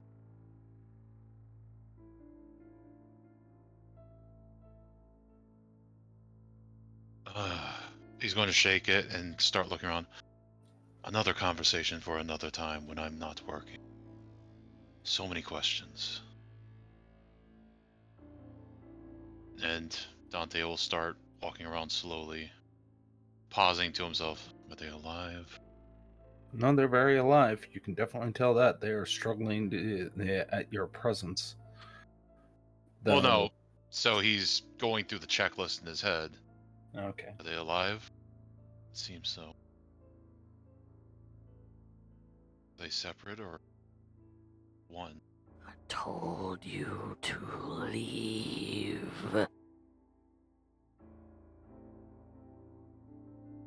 Did you now?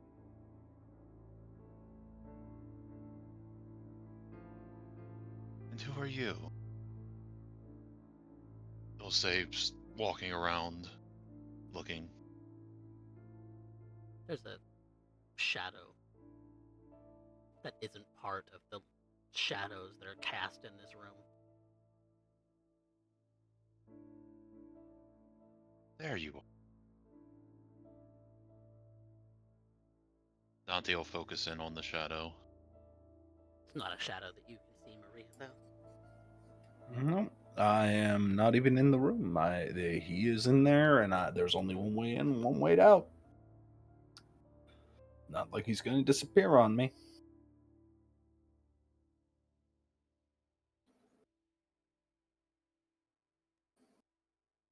So you want me to leave? And who are you? Leave her alone. Do you know your name? Leave her alone? Is that what I heard? Yes. Leave who alone? My girl.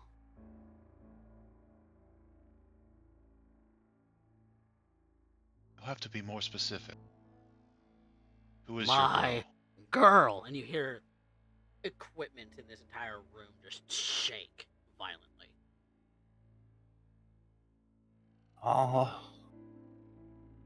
Butter biscuits.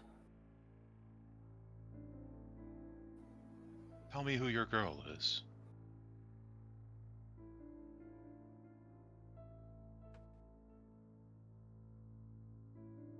Maria Higgs. Oh.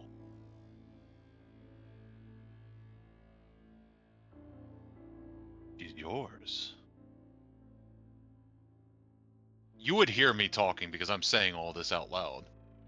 Yeah, but I haven't heard anything that you've said implying that Maria is actually involved. So Maria is yours, apparently. And Dante, when your eyes kind of go back to the equipment and this sort of wall of living people, there's a bit of it. A bit of it that has that sort of familiar sort of essence. There's a fetter in there. inside the flesh.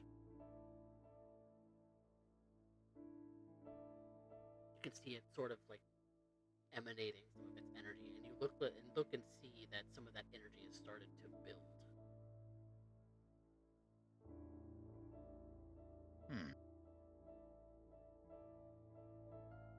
Rest assured, I have no interest in doing anything to Miss Higgs. Miss Higgs, would you mind coming in for a moment? To the entrance of the doorway. She sticks her head in, looking about. And she's about as disinterested in the appearance of this room as though you are looking in an old attic.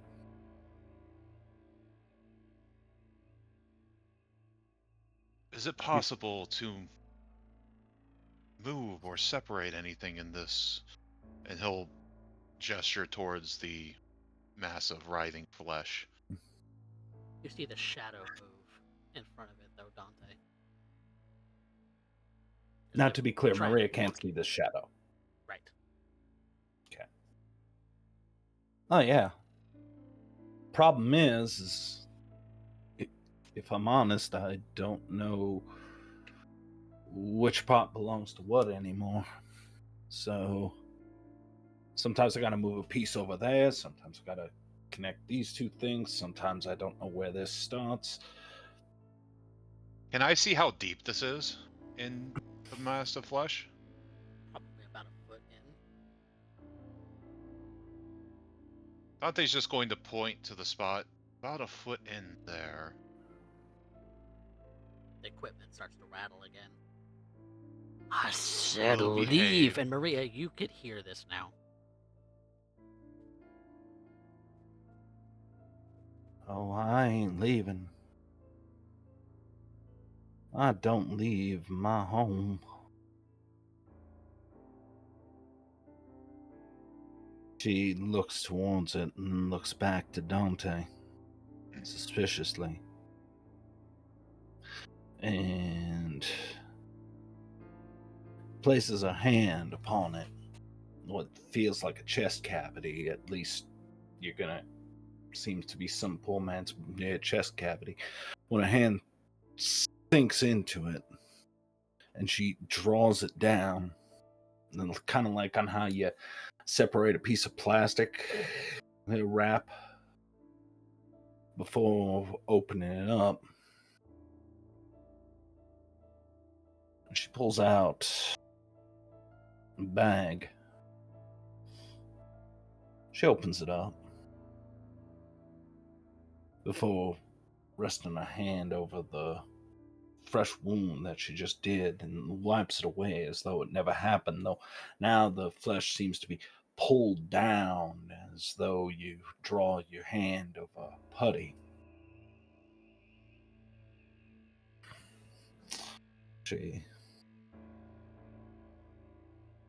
How'd you know this was here?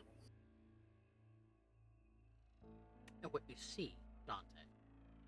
This is a bag, just to be clear. Okay. Just to be You clear. get to take it out So of the bag. Yeah. Okay. it's not the item shown yet.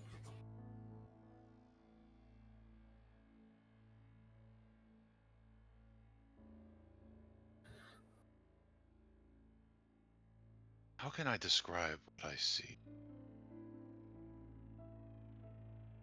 Things are drawn to... When they're bound to something, it leaves behind power. The stronger, the longer, or you can see it. Think about, have you ever held a flashlight underneath your hand and seen the light shining through?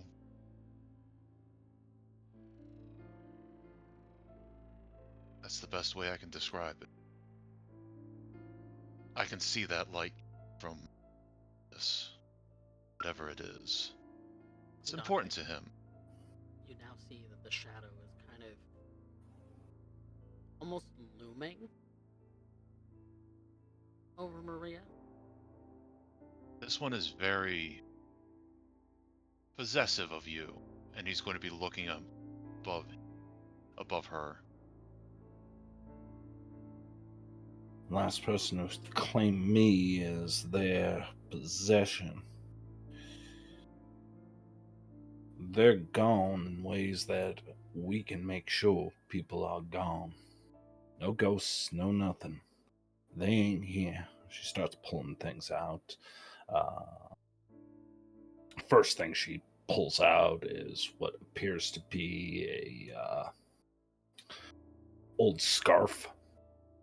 Smells like cat piss or something. She pulls out, well, now what appears to be wrapped in a Ziploc bag, a rolled up tie. Puts it down. Pulls out what appears to be kind of an old school check, which she throws down. Apparently, some guy named Faustus Beaufort pulls out a piece of what appears to be pieces of old broken bottle whiskey. Looks like it was a little bit bloodied, probably smashed over a person's head. And she pulls out what looks like a small ornament. Maybe it was a pendant at one point. Kind of a screwed up ankh. And she just keeps pulling these pieces out until I'm going to she be looking empties at the each bag. one. I'm going to look through and pass over each one until I see was glowing, what I saw as the fetter. Pendant. Sort of jagged key looking thing. Make me an Is this- intelligence occult. Okay.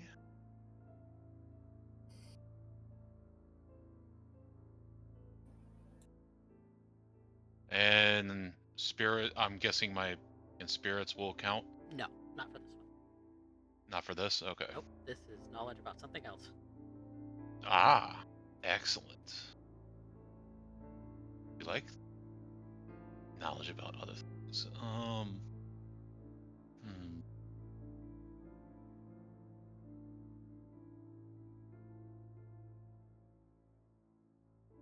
So, what is that?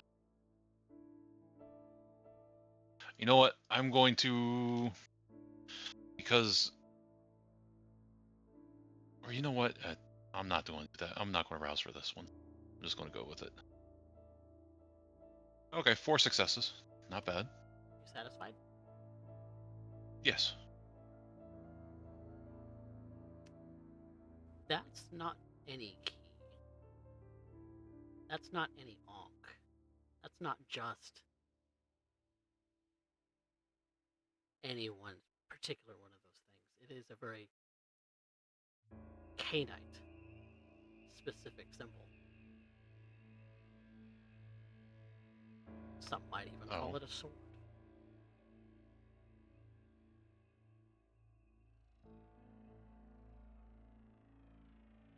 He's going to reach down on the floor and pick up this. You said it's a sword? It's kind of a jagged looking key, but some might call it a sword. Would I know what this is reference to? You have an idea. The Sabbat sort of came. Oh, okay. Because, CJ doesn't know this. Dante does, though. So, can we explain a little bit for CJ and the rest of the viewers? Yep, so what this symbol looks like is kind of like an upside down ankh if you really looked at it, but it has kind of jagged edges on the sides and at the top. And so what this symbolizes is the Sabbat call themselves the Sword of Cain. And this is their symbol. Got you. Now I understand. Interesting. similar to how the Camarilla has the traditional Ankh as their symbol. Ah. This is what he's bound.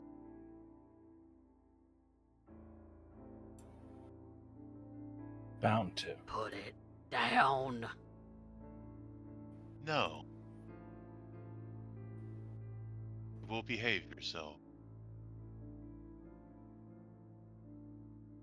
The room starts to shake.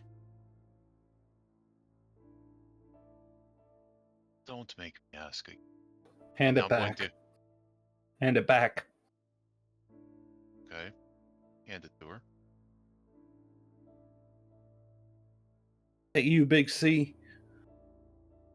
At you.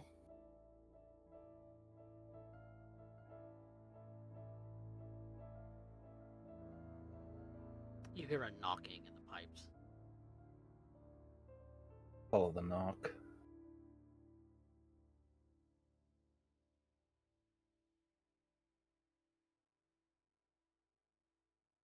Well, you coming? I'm following behind you. And you see that silhouette of the man start to almost materialize in front of you, Dante.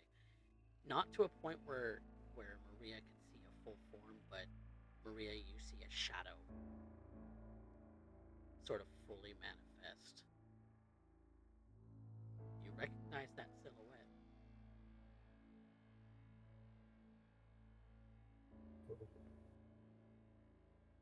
Oh, Lord, let there be carnage. It's there for a moment and then it's gone. But what you see, Dante, is you see a man with a bit of a receding hairline, big sort of mutton chops on his cheeks, sort of long hair that kind of is muck. You see a row of teeth, a grin wide as the day is long, with jagged teeth, perfectly white. Wearing a jacket, a half-buttoned shirt, and what looks like a trail of blood going from his neck all the way down his clothing, kind of up into his hair as well, and hunched over menacingly.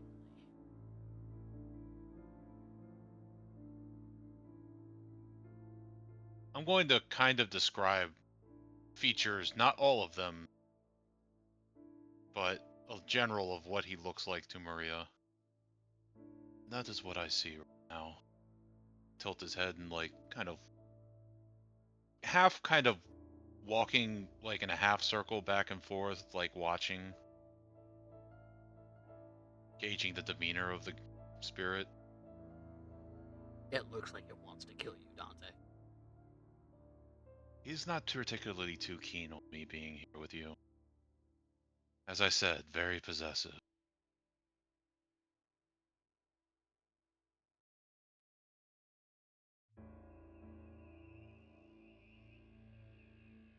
All right. Her hand clenches on the item tighter.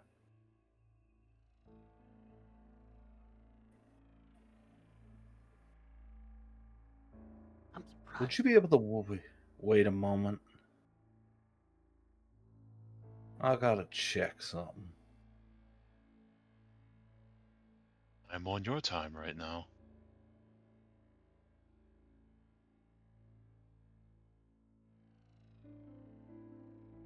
She starts to go up the stairs.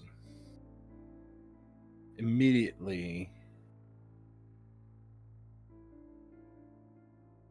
you end up hearing the kitchen sink running. She's turning on the hot water. And she's waiting. And as she starts to kind of brush the steam onto the windows.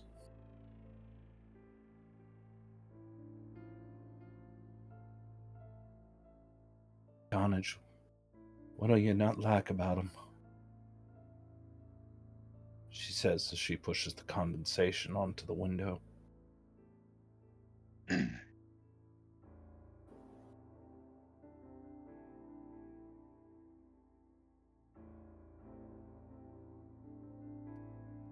see slowly words being written into the condensation.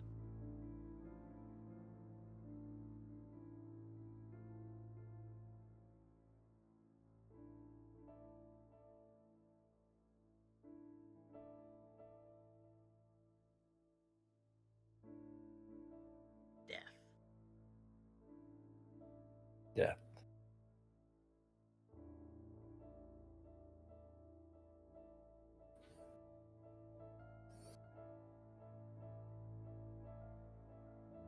Yeah. No, Bixie. I'm sorry that the Lord hasn't ended up here giving seeing to answer my prayers as I wanted. But I still pray for you. But I suppose you know that now.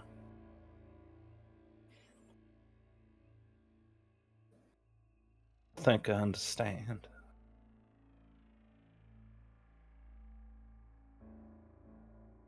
She brushes the writing off of the window and turns off the faucet. Starts to walk downstairs.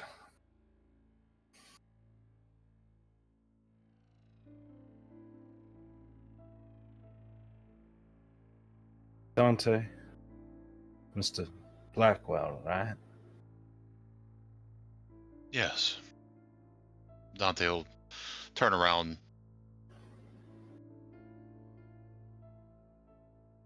Get your fill. Least I can do for you helping me on that.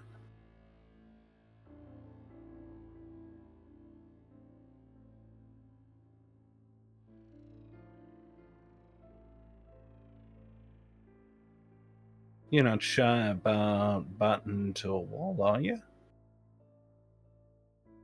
No, but I'm not particularly hungry. How about, as payment, conversation another time about some of the specifics of how that works? Not looking for methods, but the... well, are they separate or one? How does it survive? So many questions. Nosy little man. You hear in the back of your mind, Dante. Almost like it's breathing on you. I've always been a curious one. Understanding is the greatest thing we can do.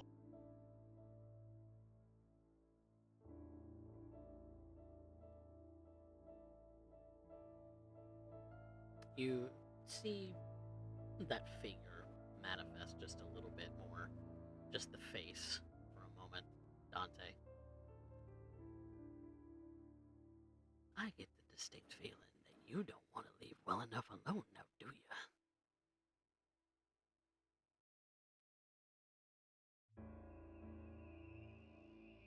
Well, wouldn't be wrong there.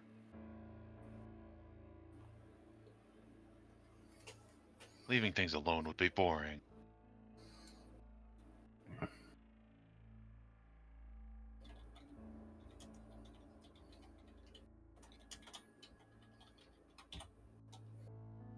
I apologize, Miss Higgs.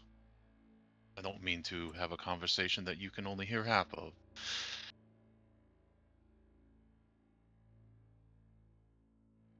I take it you know who this is, then? Jeremiah 12:3. The prophet asked God to drag the wicked away, like sheep to the slaughter, and set them apart for the day of carnage.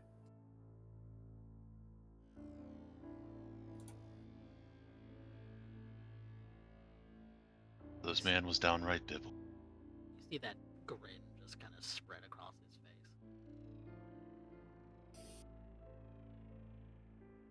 Yeah. Yeah, I know. He's the one that convinced me that second chances were an option.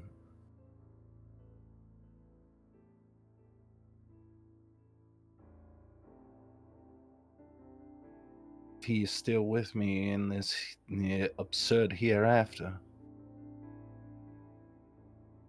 well, what kind of shepherd would I be if I abandoned my flock regardless of their situation? But I think I now understand.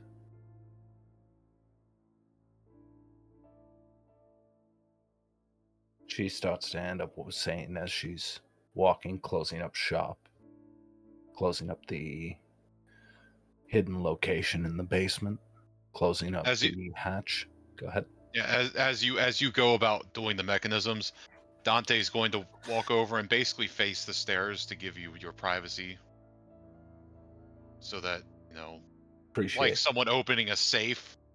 It's kind of, or entering an ATM pin. It's just like he's being polite. I will be of note.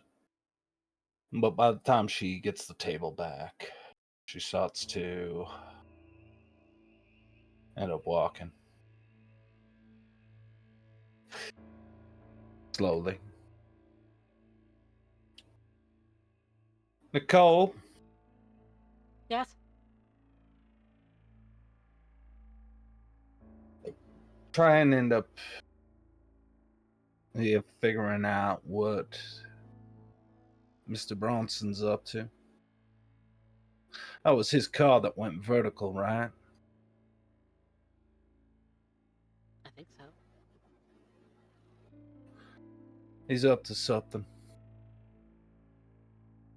Knew he was new to the congregation. Might be an investigator. Who knows? Maybe he's just trying to publish something over miracles, or maybe he's something else. But I'd like to know. Think I was just warned that something ain't what it appears to be. I'll take care of it. Lord be with you. She turns to Dante. It is very, very difficult to end up finding individuals who are of faith.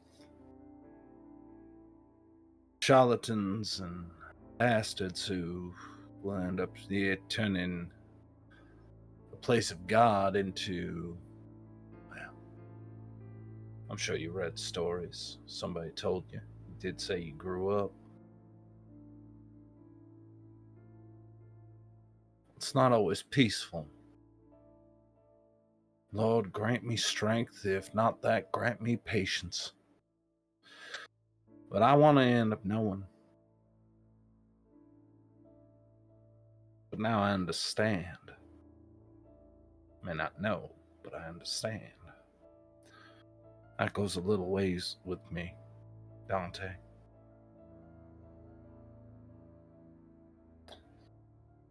Now I just got to end up figuring out how to end up making sure that Big C doesn't start spooking the congregation. But I think he'll be happy when the matter's settled. Oh, he don't like you none. I don't know if he doesn't like me or he just doesn't like me close to you. Much of a difference, really. To be fair, my entire coterie didn't end up getting the kind treatment from him either.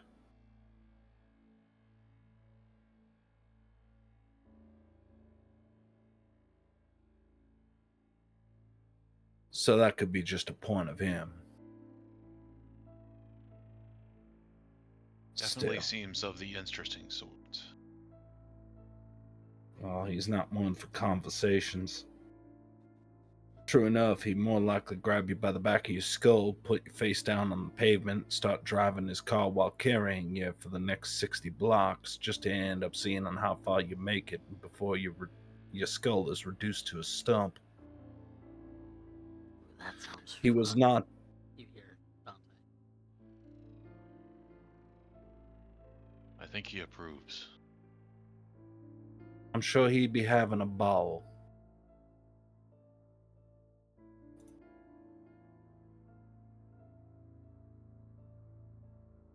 I have tried not to end up going down such a wicked path. But I would be hypocritical to end up here saying I have not, or hypocritical to say I've found the balance in it all.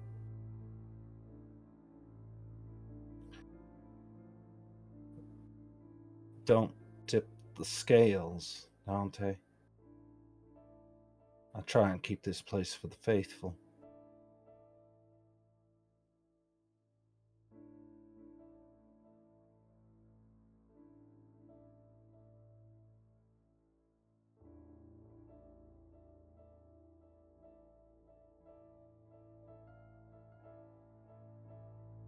Well, as has vowed to deal with him.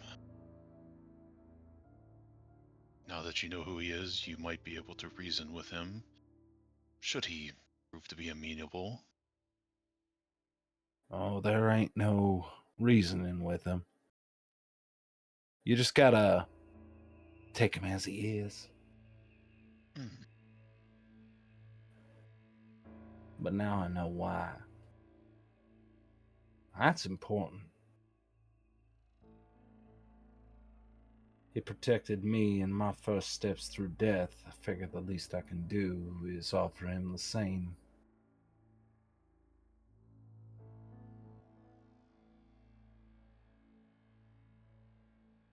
After all, don't you have somebody looking after you in death?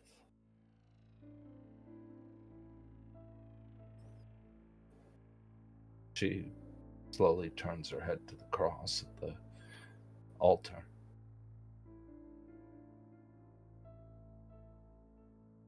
No, you're alone, Dante.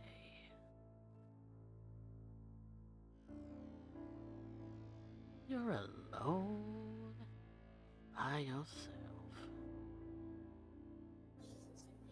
You ain't got nobody to look after you. Not even that fuck.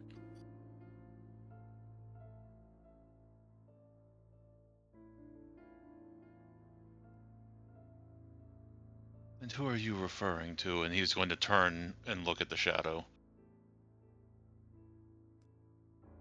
You see almost a shadowish tendril kind of pointing at the cross.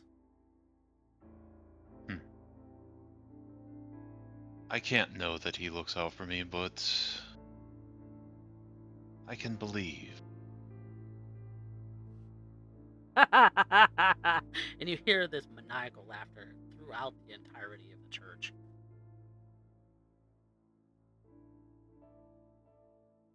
Echoing off of wall, off of wall, off of wall, off of wall, amplifying almost. He doesn't share the same sentiments of... Well, I suppose not. Maria, you can hear it faintly. She closes her eyes for a bit, and you can see her shoulders almost go a little bit more relaxed, like listening to a familiar tune.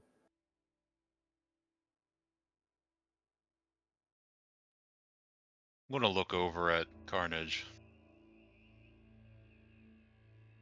While I'm here, it's the best chance if you have anything to say to her. Getting your message fully across. Everything I had to say to my little girl, I said while I still had a body.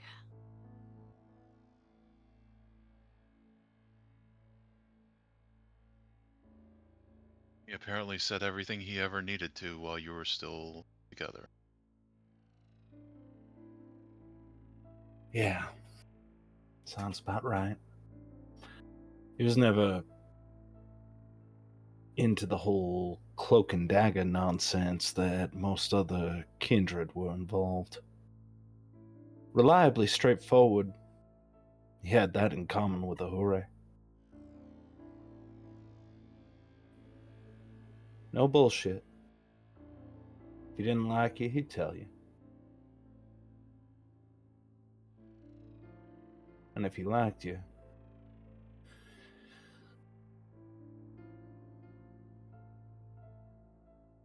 I'd like to think most Brewhaw take after him.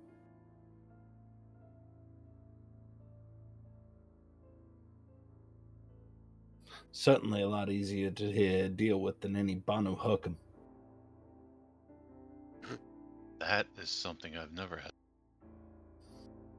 Oh, the Banu Hookem. Oh.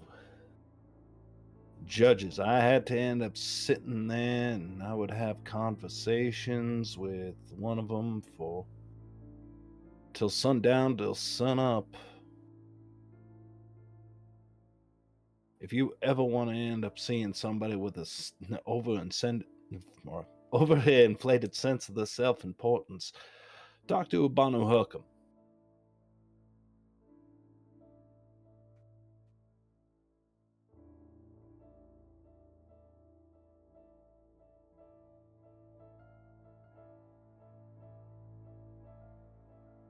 Well, I'm glad I was able to find this for you.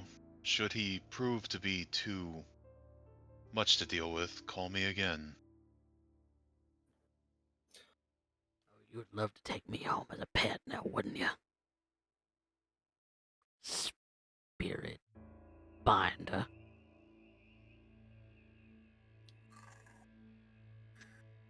No, wouldn't consider you a pet, Carnage. A trophy, maybe. You would love a trophy, wouldn't you? Wouldn't. No. Liar. Take him as a pet. That's what he thinks I want him as. Is that what you do? That's what your type are known for?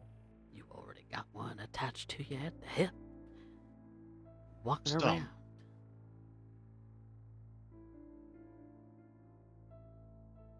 Depends on the type of rapport you build and how you control them. How you deal with them. If there's one thing I learned about Carnage, you do not control him. At best, you step to the side of the fan because he's gonna do what he's gonna do. Trust me, I tried talking him down there. I think I have a better chance than a snowball in hell.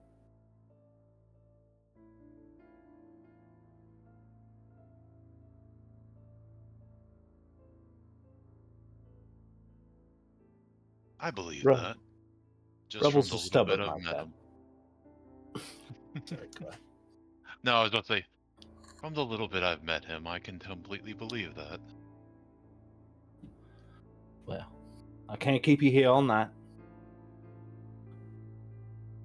But if you want me to end up having that conversation with you at another point in time, I will try and end up making it.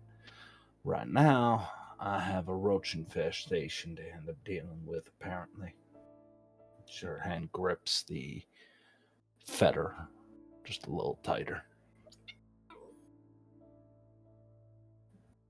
Sword pendant's almost digging into your skin by this point.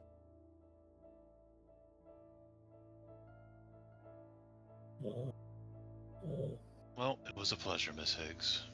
Glad to be of some help. More than you know. Carnage. It was interesting meeting you. I hope this is not the last time we get to talk.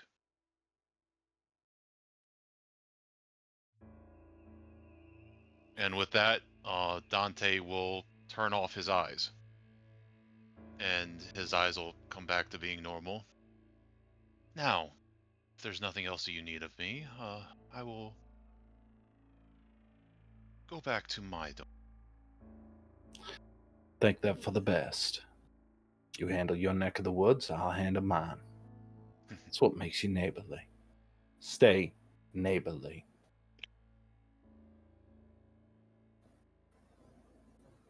Give my best regards to your friend. And Dante will turn and start walking out.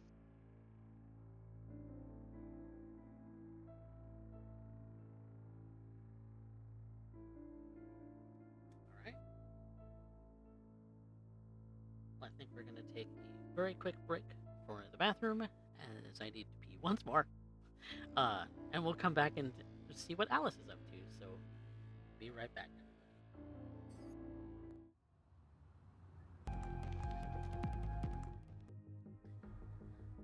Welcome back, everyone, to San Antonio by Night Blood Gambit, Episode 11.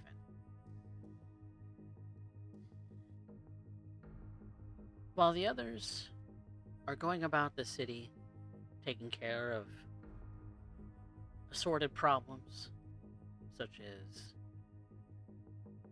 finding out the source of a disturbance at a church, conversations between Nosferatu about how it is to get in touch with the rest of their kin, and conversations about plans for an eventual praxis.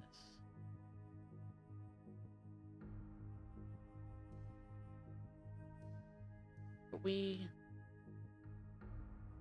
turn our attention to Alice,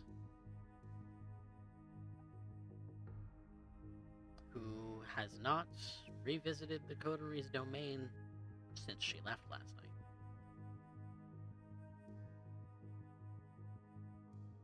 In fact, we see her sitting in front of a trailer.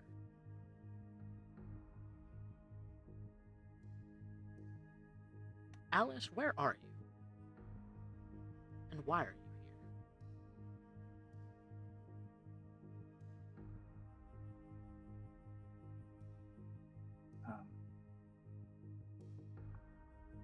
Alice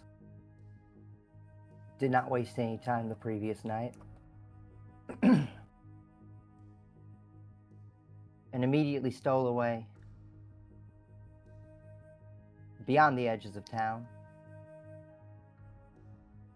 to where her mother, Ma, moved her vinyl-sided, manila-colored travel trailer, Winnebago, basically.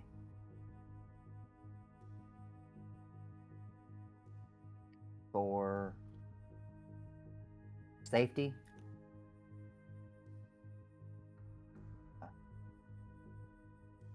maybe respite.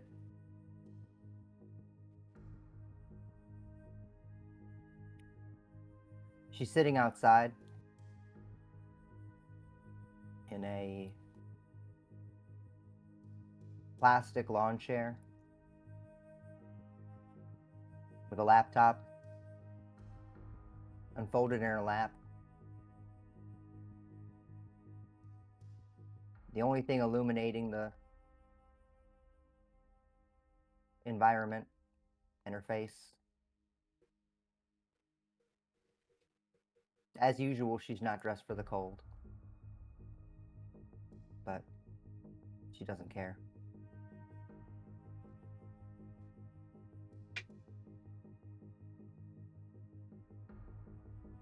She has an email open.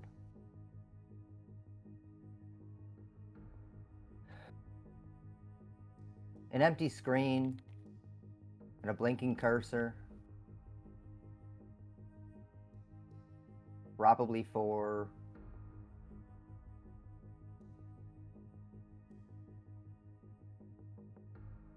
$20 or so minutes. to most an eternity, but to her, minutes. Still an eternity. At a blank page.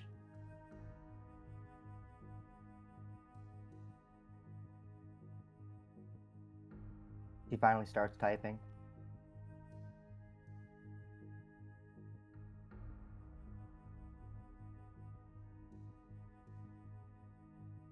Cicerone.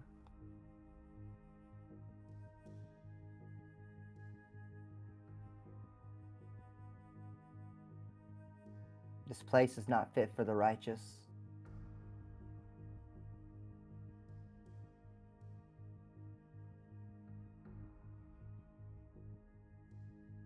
I fear for their souls.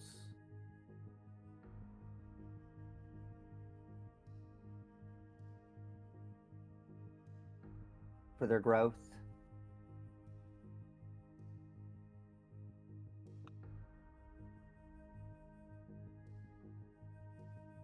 For the freedom.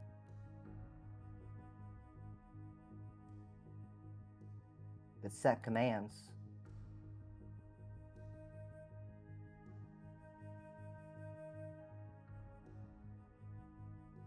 Feel like I feel as though I am dooming them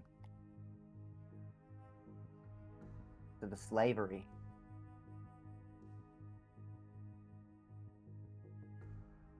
of this compassionate human world.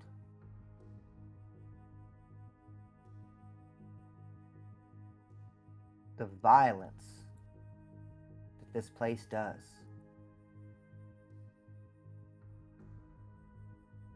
Ripping them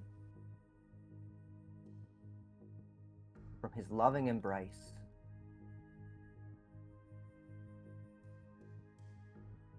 Back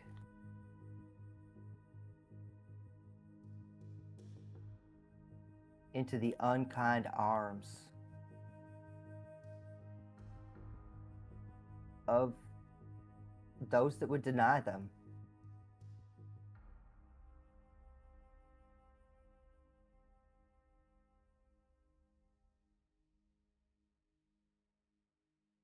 I tried to follow as you would, as you did, as the church would teach,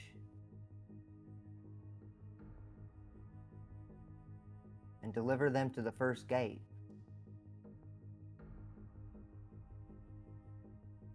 A lesser mystery. Nothing fancy. Simple party. Draw a crowd.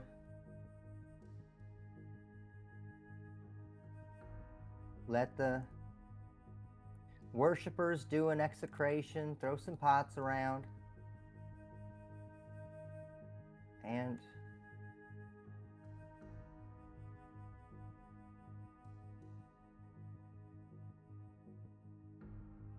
so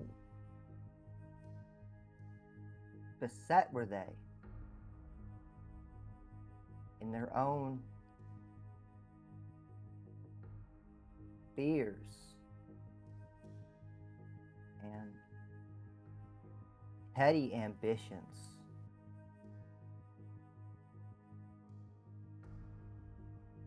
that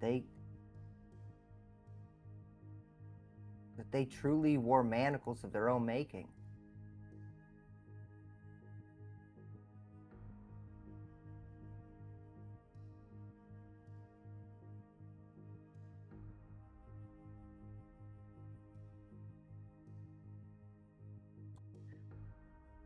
O Maker,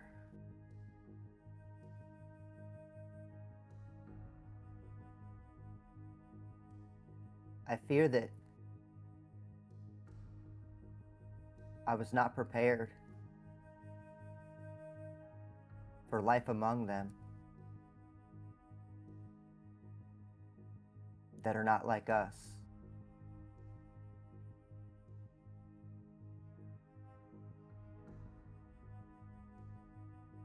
the snakes in the city. Their childish temptations. Oh, drink a little. Scroll Instagram. Do they think they serve Set this way?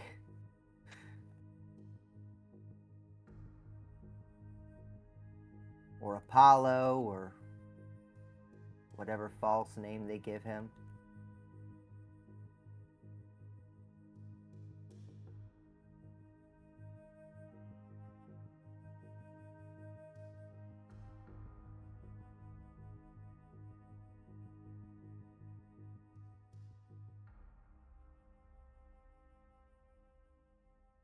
Jacob leads the coterie, but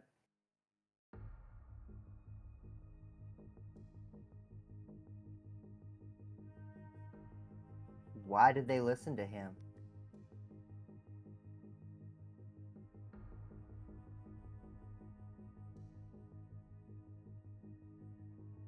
What do they have to gain from it?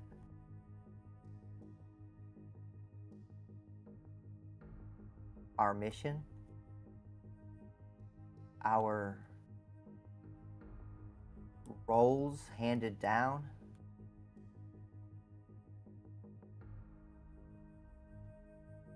It barely seems like we're on track to do anything here.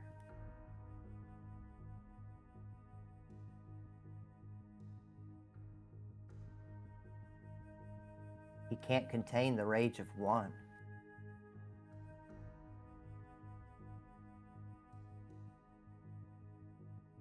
Against the loss of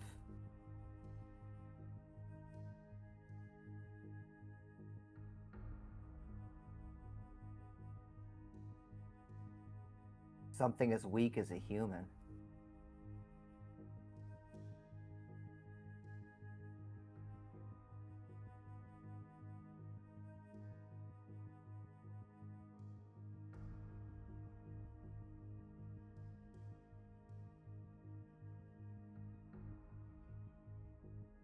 But the human I killed was special.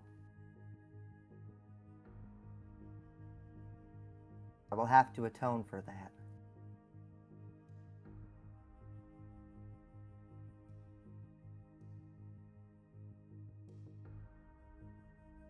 In time.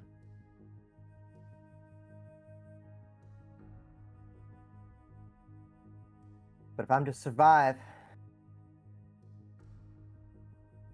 I will need to find allies.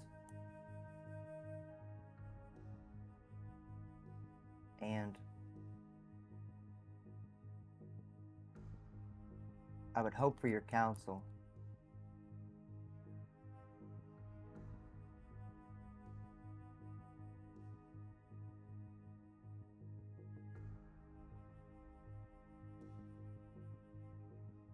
Because the coterie seems a fickle thing.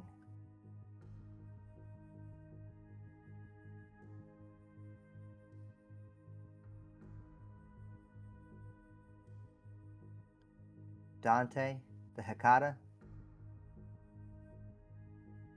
who seems so level-headed,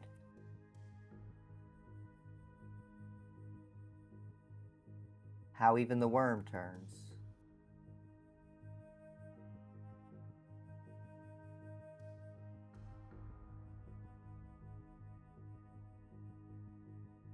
And even the self-described tool,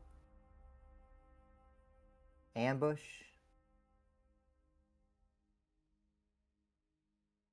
he might have the best sense of all of them. At least, sense of loyalty, order, Mott,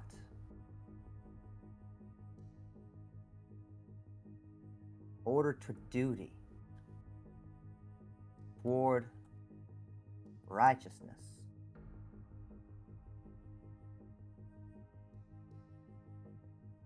Setting the wheels straight.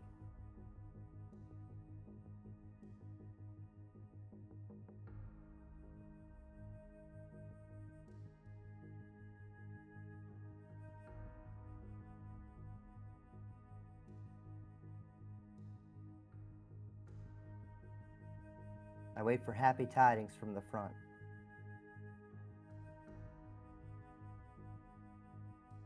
Yours in the red light.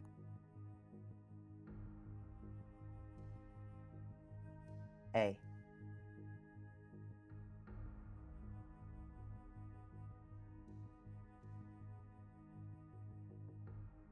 When she hovers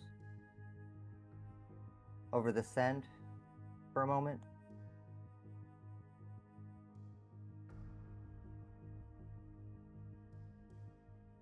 You hear the door and open then behind you. she clicks it, and then slits the laptop shut. Girl, where is your jacket? Hey, Mama. I left it inside. Sorry. She quickly grabs something from off of the coat rack on the inside of the door and then throws it over your shoulders. Must be freezing your batukas off. I've always been warm-blooded. You know that. Girl, it's February in the midst of the plains. My girl, you cannot be out here without your jacket.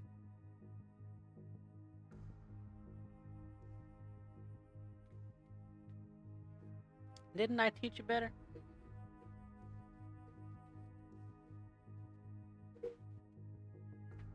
Yeah. You taught me fine. Why the long face? She pulls up a Sorry. plastic chair and sits next to you. No, it's nothing. Um,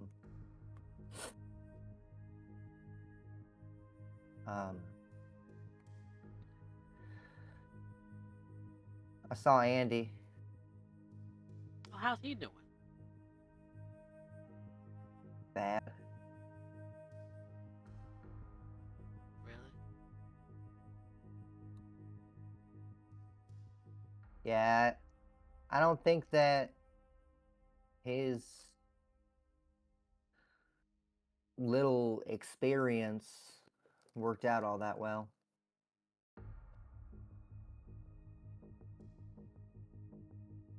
Going solo doesn't work for everybody. No, it doesn't, but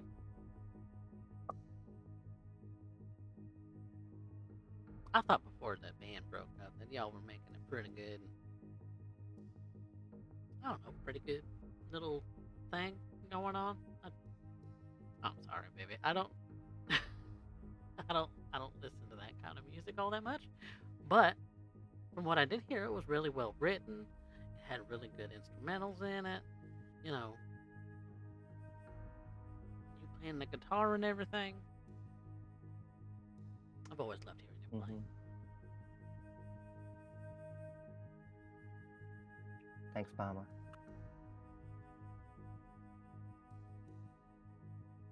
You seem kind of upset that his solo gig ain't working too hot.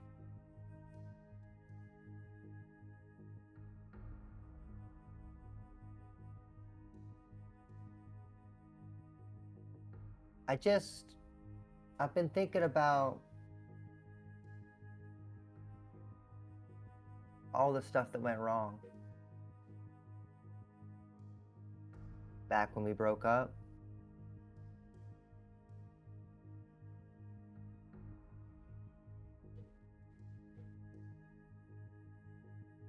What kind of things went wrong? What? I mean,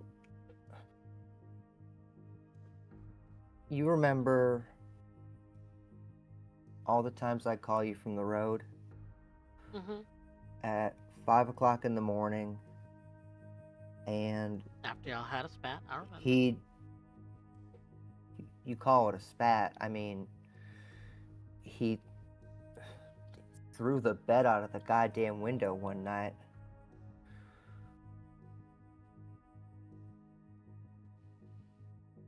Yep, I remember.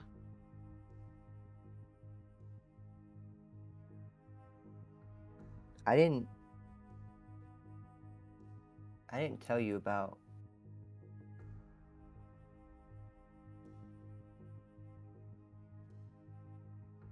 Mama, Honey, what makes a person bad? that's a loaded question.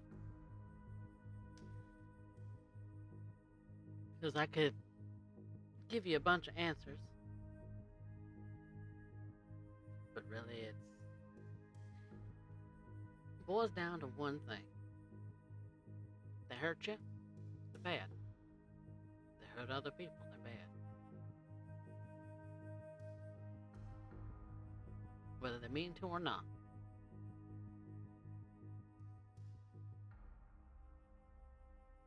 It could be whether they hit you, or whether they're mean to you, whether they're spitting on you, whether they're calling you all sorts of names, it doesn't matter. If they're a bad egg, they're a bad egg. And you know, it's for the first time that they do it, it's only downhill from there.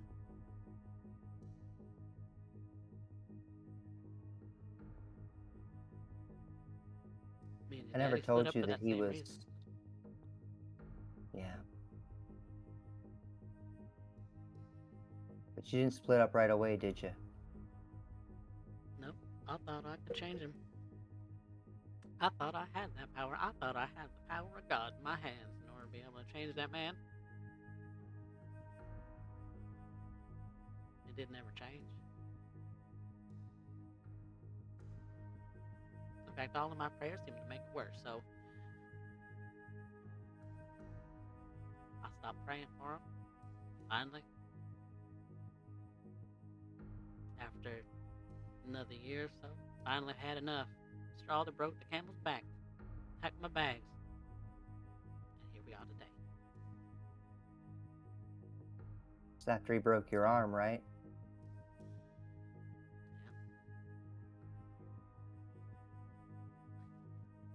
So if Andy It's the was worst treating of you it. similar, baby, then you are better off without him.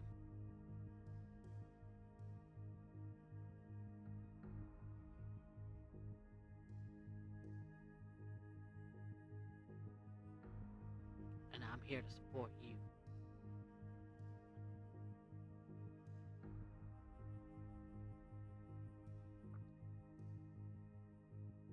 She hands you a mug of coffee.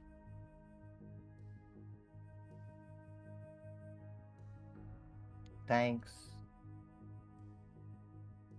She just kind of holds it like she's warming up around it. Takes a sip of one of her own.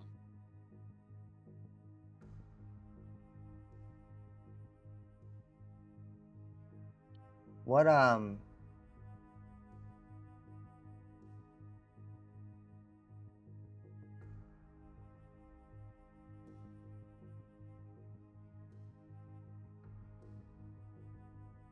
hypothetically, Yes, baby.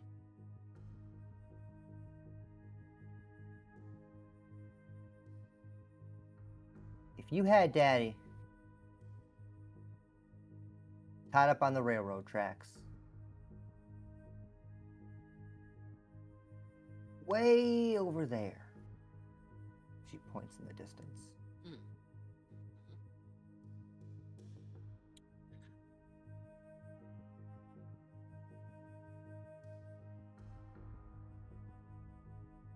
and you heard a train coming,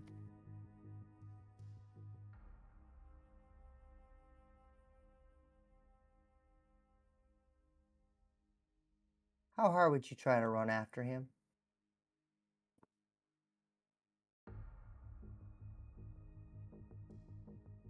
I'm gonna do my best to try and set him free. It ain't right to just let somebody die like that.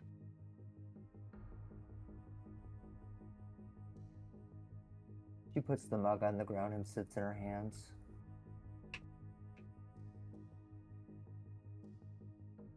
Do I dislike your father? Yes. I don't hate him. I can't. He gave me you. And you're the best thing that ever happened to me, so if I got to endure one little thing that was not going to end very well to end up getting my baby girl, then I'd do it again in a heartbeat.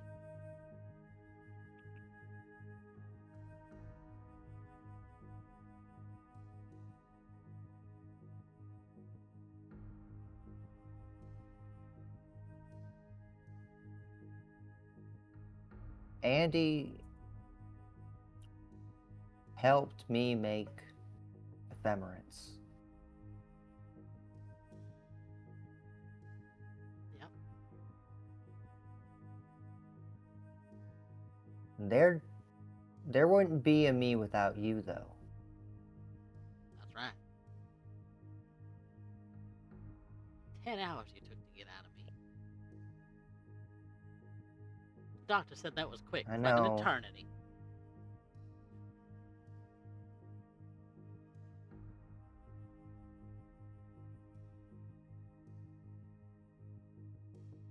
No epidural. I was early.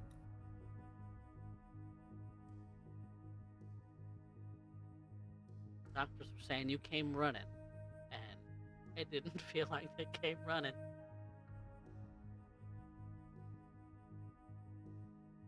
But you know what? I'm glad. My baby girl's a good singer. She's a good guitarist. She's good at everything she does.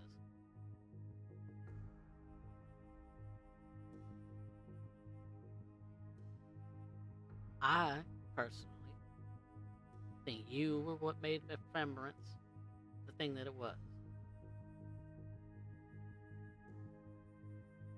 Your voice carried you up to like what was it, some kind of charts, I forget what it's called. Back at the Billboard Mama. yeah. But you made a profession out of playing.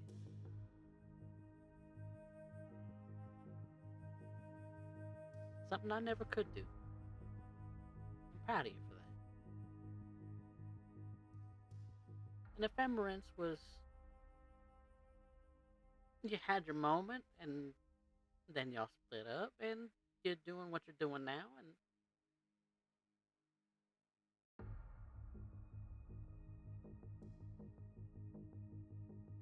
I'm proud of that too.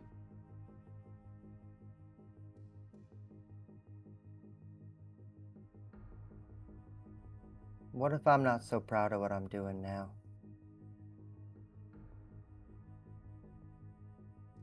Well, what you ain't so proud of?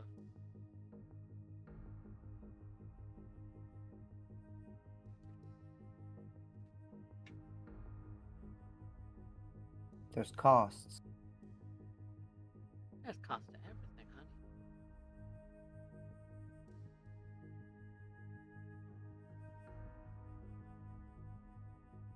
Some you can't pay back.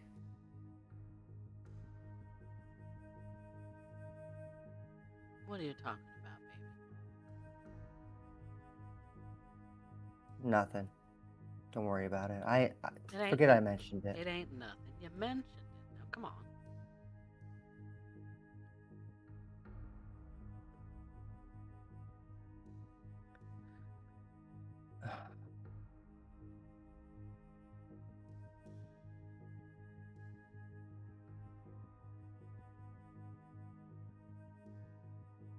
I hurt somebody. You hurt somebody.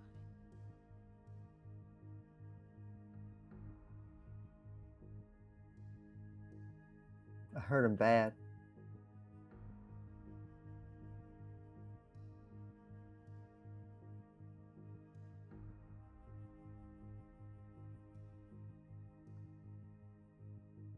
It was an accident.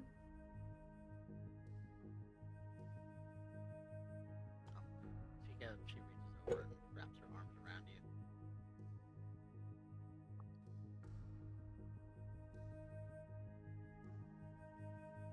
And he wasn't my friend, but he was my friend's friend, and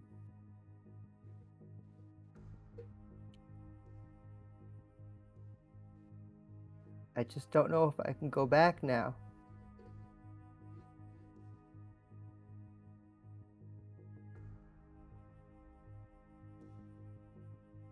Don't know what I'm gonna do.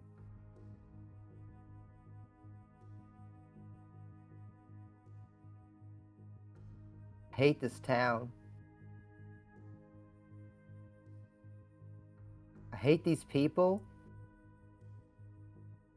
These stuck-up, snooty bitches. And these empty suit fucking lawyers. And these mobbed up fucking psychos.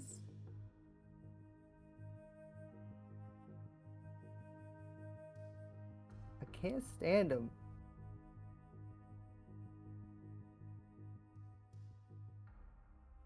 I want to go home.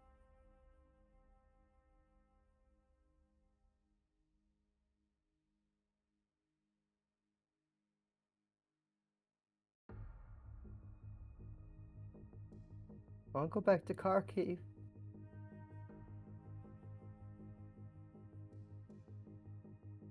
I don't want to be here anymore. She looks at the trailer. You want to go? We'll go.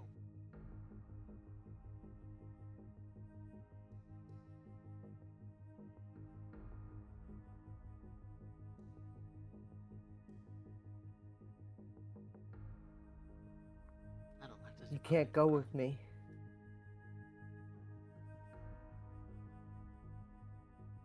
And I can't go. What you mean, baby? Why can't you go? Going is worse than staying. Is it? There's contracts. Like work contracts? There's work contracts. And I can't walk out on them. Baby, a job's a job. You can get a job anywhere. No, I can't.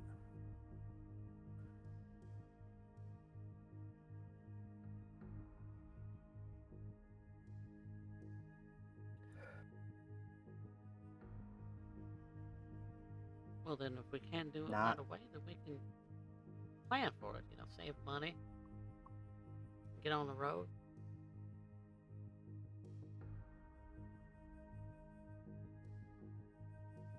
But I do have to ask you, baby, would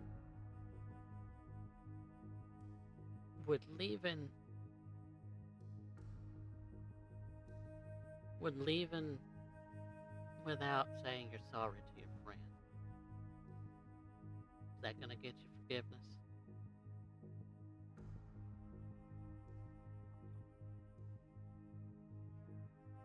I'm not talking about Jesus. He is loving and will always forgive you if you ask him. I'm talking about plain old saying you're sorry and telling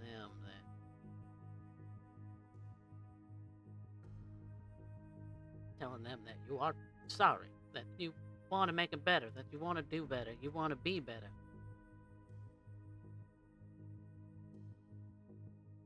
You're a good kid, Allie.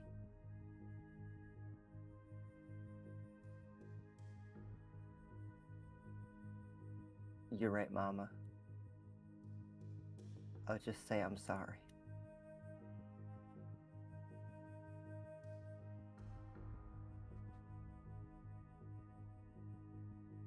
Gonna give her Mom a big hug. I love you, darling.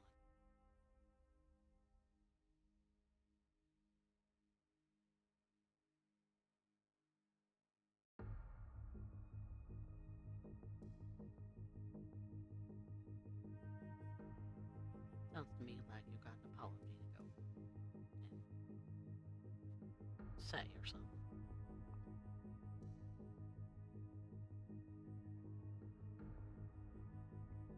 How long are you staying around here anyway? I'll be here a while. I'll be here as long as you need me. Or until the state police chase me off the lot. And then I'd move to the other side of town.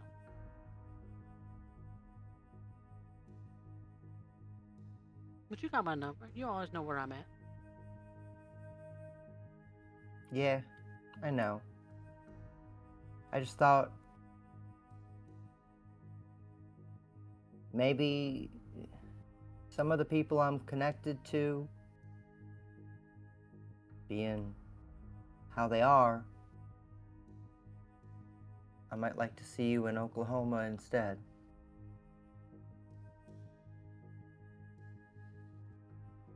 Well, I ain't going back there yet.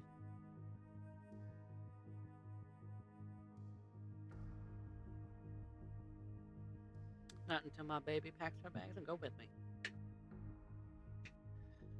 Oh, Mama.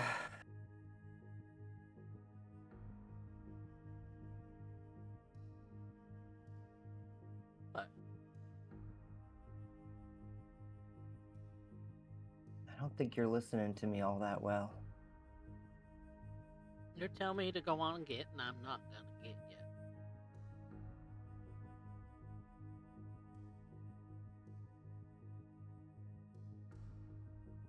Besides, I got church on Sunday. Listen. You can go to another church, Mama. I know. But I got friends at mine.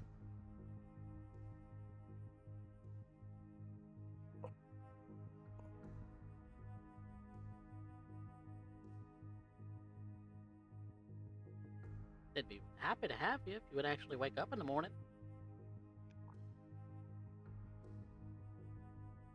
Mama, I run a bar. I know.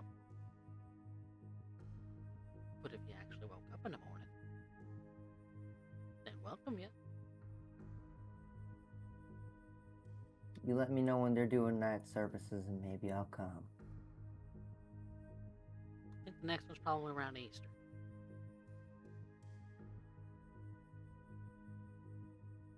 Then I'll meet your friends on Easter.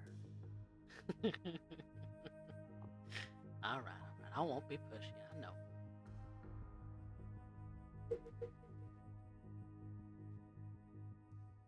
Can we go in and eat dinner now? Of course. She gets up from the lawn chair and opens up the trailer and lets you in. Can I have a cigarette? Absolutely, baby. You're a grown woman. You can do what you want.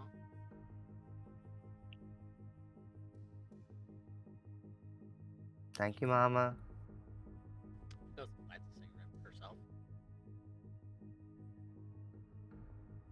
Hands you the pack and walks you in for dinner.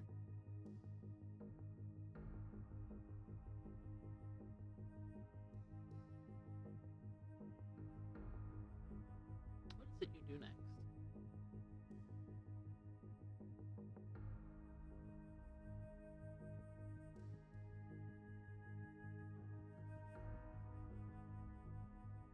I haven't the foggiest. Well, then I suppose we can save that for next time. Give you some time to think about it on the off week. Thanks everybody for playing. Can I just add as a note? Yeah. At the end of that scene, Alice would receive a text message from Jacob. After his conversation with Squatch, after Squatch and Ambush have gone off to do their thing, Jacob would have sent a text message to Alice to say, "You are safe to get in contact with me whenever you are ready." Message undelivered.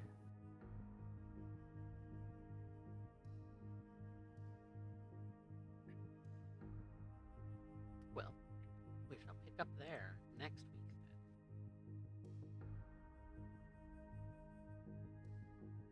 So glad everybody was here. Thank you so much, Derek, for being our special guest once again. Yeah. We love having you here. surprises me that you can play a southern white woman so well. Why is that? You are about as far away from being a southern white woman as you can be, you Canadian fuck. Okay, I want you to list off every single character I've played, not by name, but by what they are.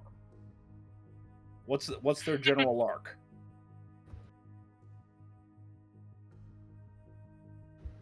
Generally, you're playing against type, like, most of the time. And doing something interesting. Is he bald? Is he a bitch? The As a only bald bitch. character that I know of is Axel Linwood, and that's not in any of my games. No, there's also Marcus Moreno. Yep, Marcus Moreno. Yeah, But again, yeah. not in Coffee's game. Nope, not in one of my But games. no, I've played against. It's not so much I play against type. It's more He of also played one of When I us. say against type, I mean your Ventru tendencies and what you could easily portray every game and still do fine. Yeah, fair enough. Fair enough. No, it's it's because I spend so much time on the other side of the ST screen. So I try and end making characters very distinctive and very like each one is radically different. Anybody who's played in one of my games, you can probably rattle off a dozen NPCs off the top of your head. And they're very distinctive in temperament. Like if I were to have you describe them, you would never describe the same person twice. I think Spectre put it Try- pretty good in that Derek is good at character exploration. He looks to understand others through the character when he plays, which is something that I've also picked up on. Lots of fun. Well, that's just it, right? And it's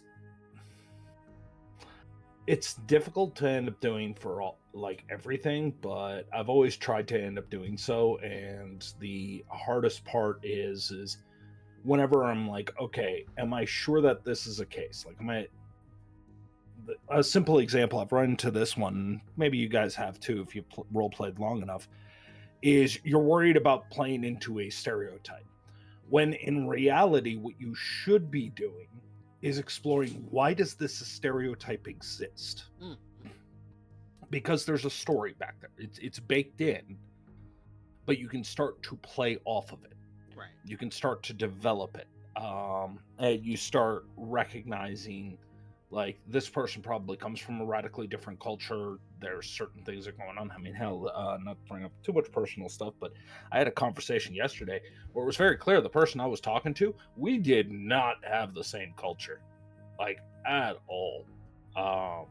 And it was kind of amusing because at the end of it, despite the fact that we've known each other for years, our lives couldn't be any more different. Like anytime I would, or more accurately, whenever they would describe their upbringing, what they end up coming into, I'm like, what is this land and where does it exist? Right? Meanwhile, the stuff that I end up coming up around has fluctuated so much, but at its worst, it's like, what kind of hellscape did you exist in? Right? So that happens. Yep. But the hard part is understanding it, not with a sense of genuine curiosity, which was what prompted the discussion, if I'm being honest. And that is being able to jump from mannerism to mannerism. That's not the hard part. The hard part is trying to be honest about the character and in exploring it. So you're absolutely right, Specs. Sorry, I got a Mercy now attacking me. She's a pain in the ass. But Sweet yes, baby. speaking of pains in the ass, you all are great pains in the ass. I love it. Love all of you We're playing. not. I love all of you. You all are. I'm We a all rather suck. large Shut pain up. in the ass. Yeah. We did a lot of individual scenes, so there's gonna be probably some probably some hard times figuring out who moved the plot the furthest, who had our best scene, and who had our best line tonight, because everybody kind of broke off and did their own thing. So, but we're still going to pursue such things. Derek, you have a say also as a member of our cast today. No, don't make me do it. Sadly, Maria doesn't earn experience points anymore, but but you do get a say in all of these categories. But first and foremost, you all get your 1 experience for showing up for today. So congrats to all 5 of you. Yay. Woohoo! So then, now that we've got the poll already listed for our for who our audience loves the most today, let's decide who it is amongst you all had moved our plot the furthest. So, who moved either a personal or the general plot the furthest today? I'm gonna have to say Dante.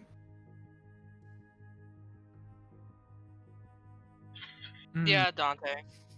I would also have to say Dante. Okay. Dante. Yep. Looks a little unanimous, Dante, Okay. whether you like it or not. Alice. Oh. Derek's being contrarian. It helps.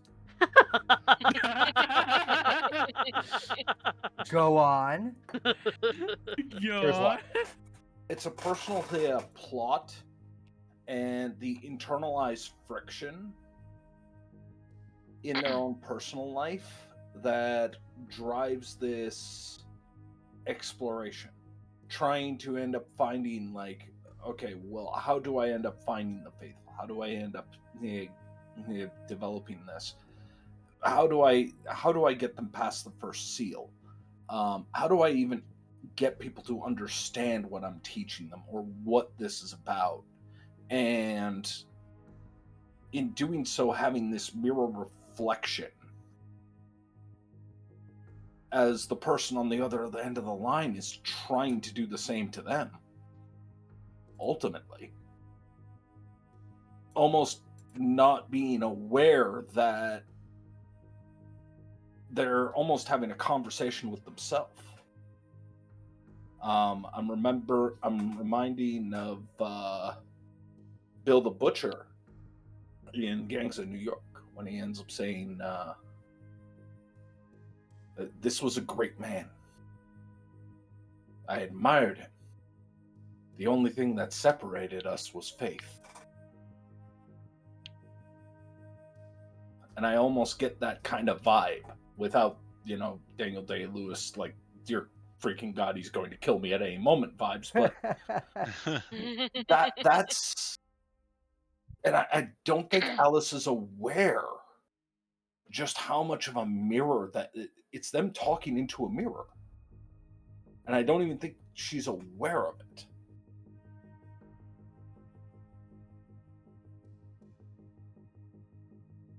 Damn, okay, alright. We man pull out with the whole analysis. Yeah. If I'm being a contrarian, I'm not going to be a contrarian just for the sake of contrarian. I'm going to back up what I say. Yes, you are. Fair. We all work Look at this very man. hard on this show. We all do. Yes, we do. You do. But the votes go to Dante. Dante! Dante! Okay. And Fuck thank you, for the CJ. accolades. I mean, congrats. All right. Now, who had our best scene from tonight? I'm gonna Oh, give I'm that torn. one to Alice.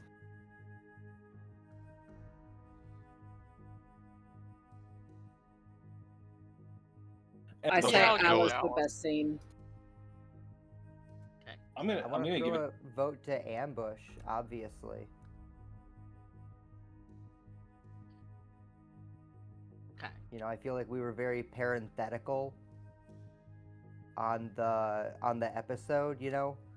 These huge one-on-one emotional scenes Mm, establishing here's where I'm at with the whole fucking coterie. right. I don't know what to do with these assholes. Right. Having In very a lot of similar ways, I feel like situations and frustrations. Hashing I it feel out. like in a lot of way you set me up to do a lot of what I was doing with that, so thank you. I stood on the shoulders of a very wrinkly giant. So we've got Mox voting for Alice, Alice voting for ambush. Dante, you got the audience's favorite, apparently. Oh, that is not something I normally win. There you go. There you go. I was very close, to be fair. Yes. I usually get maybe plot pusher, most of the time line. You did a good job. You did. Yeah. Oh, Good fuck. job, Nick. Yep, we did all. Well, everyone. The giant. Listen, the giant is passing up the ice cream cone. I got to give you the point. Thank you so much. To Alice. Okay. Yep. Yeah, Alice. That's 2 Alice and 1 ambush. I'm going 3 Alice. ambush. 3 Alice and 1 ambush. Derek, you can tie it up or you can give it to somebody. I said Help ambush. me God, if you tie it up, I It's will tied lose up. my It is 3 to goddamn 3. motherfucking mind. I will lose my motherfucking mind. You motherfuckers do this to You me you every have a mind left goddamn to lose time. at this point. I hate you motherfuckers so goddamn much. Hold on. I'm quitting Hold this on. show There's a today. great quote to end up offering. Yeah, right now, Dan. Yeah, and it's I'm gonna fucking kill myself in front of your families to change the trajectory of their life forever. So I just wanna put up here as a thought to everybody. The reason why I'm voting Alice for best scene is because Please. best line is going to ambush without a fucking doubt. Okay. Best scene, I put Alice and ambush equal. Like they were both fucking amazing scenes, but Alice gets best scene for me because ambush gets best line. Because ambush had some absolutely incredible hard-hitting lines in that. That's a really great point. So I'm just gonna throw that out there. I don't have to end up playing politics. I can just call it as I see it now, because there's no benefit for me doing the whole maneuvering anymore. Low. Yep. Flip Higher the lows. coin. We're gonna flip the coin. Are you in Low. agreement there, Flip the ambush? coin. Low clan low. You both get it. Stand this game. Good Good. shit. We should get 2. You both get No. 1. You both No. tied it If up. You it's both get gambling, we should get something for it. Oh, all I get is the point that I was owed. You are owed nothing. Good day, madam. I am. All I get is what I should have or nothing. I am a beneficent god. Ignore my kvetching. I'm just joking. Crazy. So best line, Mock. Right. You had yours in the. You had yours already declared. What did you? What Oh line yeah. from ambush really sold it Oh, for you? It was that whole like going into the thing with the ripples in the water and the stone and all of that. That was like all of those lines together kind of got me. And there was another one as well that Raven posted up. I put something into this world and I'm not sure if I'm ready to take it out of it yet. Yeah. Some good ones. So, yeah, in You that always want, scene- like these great punctuative marks in your scenes. They're really that- incredible. In that scene, there were just so many good individual lines that it was hard to pick out one. But yes, that's why he gets best line. To vote for ambush. Hard to pick out ambush. one because the son of a bitch throws 3 in a sentence. he's fucking he's blowing the room up with a shotgun shell. Right.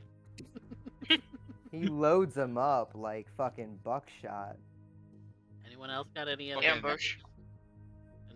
TJ votes When he ambush? starts running on at the mouth, Eminem and Busta Rhymes ain't got shit on him. Nah, that's Derek, you have something contrarian to say? No, I'll just give it to ambush. Okay, so that's 3 ambush so far. Raven. I wish I remembered the. I said ambush. Okay. That's majority. Ambush, you get it. All right. Okay. I'll take it. Oh boy, it's time to make my first expenditure. I had a lot of fun with I Garrett know you and had a lot of fun CJ in the scenes. in the finding out the carnage is haunting the church scene. I love I know that. you were ready for that one. Yeah. Dante, I'm gonna give you a bonus XP because I had fun doing that. Ooh, okay. I will take bonus. There you go. My VIP. Thank you. No, honestly, the I'm going to call it the Gavin point. The Gavin point. Like, because he came up with, like, you know, being able to throw a bonus XP for a Sue you care about if you see someone doing something good, or like an MVP. I think it's a good addition.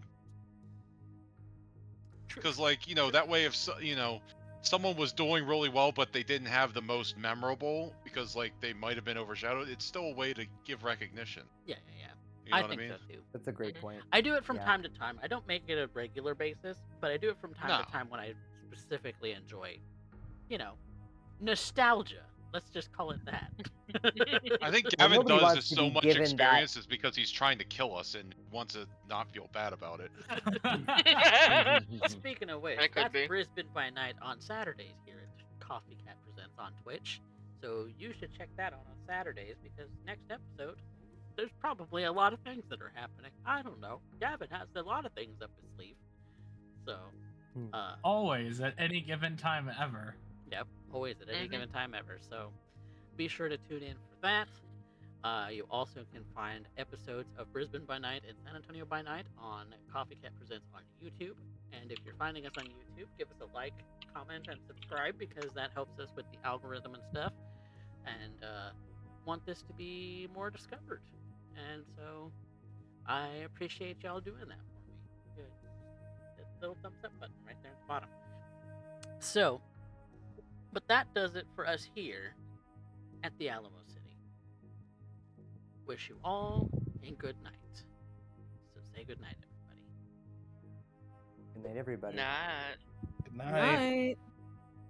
Good night, everybody. Oh no.